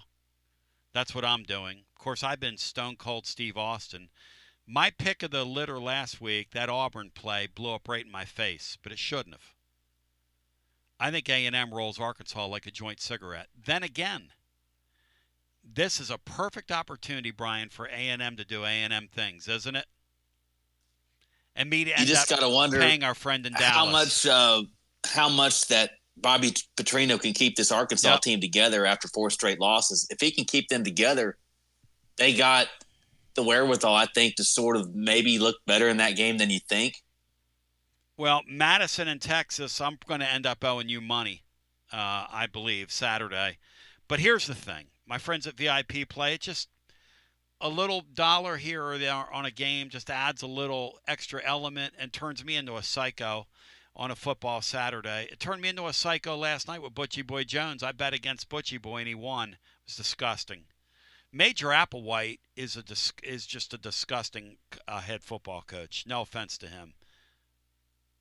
Your VIP Play welcome bonus, $20. You get $100 in bonus bets instantly. The phrase that pays and the promo code is TNTony, TNTony, TNTony. Live always, 200-plus leagues. When my Fly Boys take the ice against the Winnipeg Jets on Thursday, you better believe I'll be there at VIP Play, meeting the moment. Numerous bet types, props, options. VIP Play, everybody gets treated like a VIP. And Bino was the other day popping for their new interface, their new design, and what they're doing. If you have a gambling problem, 800-889-9789. 21 and over, located in the great state of Tennessee to place a bet. And we go back to our phones without further ado. As I remind you, we're live Friday at Calhoun's on the River, the taste of Tennessee, where they're putting corn pudding back on the menu. And Brad treated myself and Ryan and Dubsy Smith to some corn pudding yesterday, and it was a meeting of the alleged minds, and it was absolutely next level. As we go back to our corn pudding, oh my gosh. Go! Hello and welcome into our next call. You're on the air. No. Hey, Philip, how you doing, buddy? I'm doing good, buddy. So, Tony, we've talked about this before. The thing that I've noticed about Heupel, and I remember the day that he was hired, you said you were about the offense, lights out, but your number one concern was could he win when everything wasn't clicking and when he wasn't able to blow people out, by 20, 30 points. And I think when you look at his development, he's proved he can win anyway. Agree. That's why he's winning. All the concerns people have about the defense are all valid. But the thing that blows my mind, as bad as we played on offense, we still nearly had 500 yards of offense. And that was not a good game. So aren't the allergies really something right now, man? That you can't even talk? Isn't that something? Yeah, I'm sorry, buddy. No, sorry, you're not alone. If I wasn't drinking water in here during my 4-hour excursion, there's no way. I mean, when you're that stuff so much gets in your throat at this time of the year here. It's an awesome time of the year. I opened the blog today talking about the weather here in East Tennessee. The weather has just been heavenly here the last several days. But, man, the allergy stuff is just – and, Philip, when your nose is as big as mine, I look like a damn aardvark. I mean, I suck up more of whatever's in the air than any 5 of you listening right now. So, Tony, but you're right about Heupel. The guy has shown us he can win any which way but loose. It is weird, though, that he does choose to take the. It is weird that he's become a foot off the pedal guy at times. I didn't think I'd see him do that. Well, too, I'm wondering as the season goes on if they're going to limit, just limit the running backs to where it's going to be Bishop, and then he's going to get the majority of the carries, and then you're going to see a sprinkling of Lewis or Thomas, because for the life of me, I know why they're doing it to save him, but he's by far head and shoulders above the Thomas and Lewis. Cinco, are you ready to declare that he's heads and shoulders better than the Thomas kid, who I think's had a nice year, but didn't have a best game the other night? No, I'm not, because I went into that last game without question, thinking that Thomas was the better back. Without a doubt, Bishop had a great game. You know what? So far, as long as you got, it doesn't really matter to me. As long as one of them's hot, whatever. I literally cannot watch Deshaun Bishop drop another pass. I can't do it. I'll go nuts. But then again, it's when his patience at Arkansas led him to getting through the holes, which is great. So I think we're lucky that we have two quality backs. Yep. And I'm not, with all due respect, I'm not going to get all caught up on who's better. Sure. As long as one of them gets hot, I think we're in good shape. But I thought Thomas was clearly the better back going into the Arkansas game. And Bishop just was wonderful. He was incredible, and I love the fact that Deshaun Bishop's a local kid. Yeah.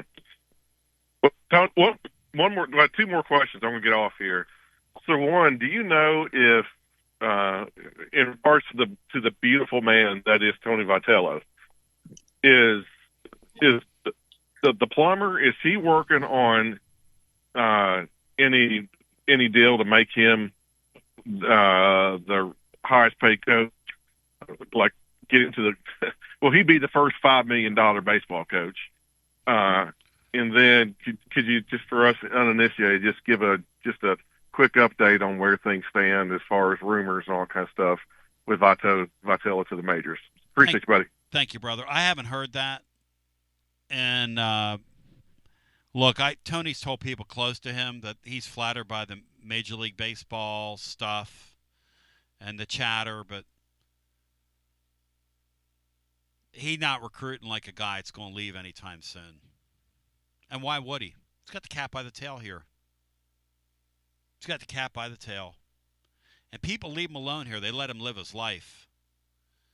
Cinco, they just got another one, didn't they? Well, just relatively recently. It's yeah. They picked up another commitment. So far in the 27 class, which is really what people are looking at right now. He's got 9 of the top 100 committed. Obviously, you're not. And what's weird is the number 2 rated guy, which it's on.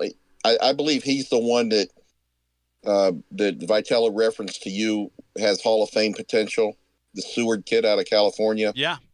But he committed to Tennessee. He wasn't the most recent. They've picked up another kid. But who knows? But whether he should be, you could make the argument that Jay Johnson or he will go back and forth with being the highest paid. And without question, those are the two teams that are just crushing and recruiting right now. LSU's doing about as well as we are. So that's going to be a long-term fight for championships between us and LSU. Red Sox and Yankees, man. It's a lot of fun. Yeah, but I do say this, and coming off the Danny White, I wish we spent LSU kind of money on baseball. That would be an interesting twist. Any final thoughts, guys, on the way out? Incredible job by both of you. I wasn't expecting to stay on a full hour here, but that's what we did. Brian Hartman, have fun in Las Vegas. Hey, one more thing, Tone. I'm gonna go all in on UCLA to win the Big Ten. Why not? Why not? Hey, they're favored Saturday. They're gonna win They can go. They have one Big Ten loss. Okay. Who knows? I'm gonna make like we did with Peter Poker back in the day. Take $100 of Bino's money and put it down. I'll never forget when Peter Poker walked up to Bino and he goes, "You're a smart man. Let's get rich quick. You're a smart man." Hey, Hey, listen. If only he knew. And Bino said, I don't get it. Why is that guy telling me I'm a smart man? And I said, oh, Lambert promised $100 of your dollars to him. Hey, see you guys. Thank you. I want to thank my friends at TLD Logistics You're a smart man. Online at tldlogistics.com. Again, TLD Logistics, whatever your shipping need, pillar to post, they've got you covered. Incredible brokerage division as well. But they've got trucks ready to serve you anywhere in this great country of ours. We love you. We appreciate you. G to the B to the O. And I'll be at Friday with Calhoun's with Bino. We love you. Peace. Poor Bino. I was wanting to cheer on his Yankees, you know.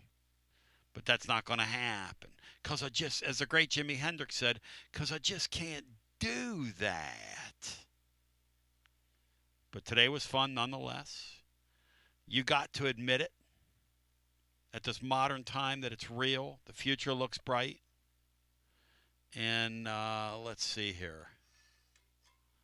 That's going to do it for us. I love being a total simpleton. Today's show was fun. Make sure you check out our blog at tclub.team. We spent ample time on it today.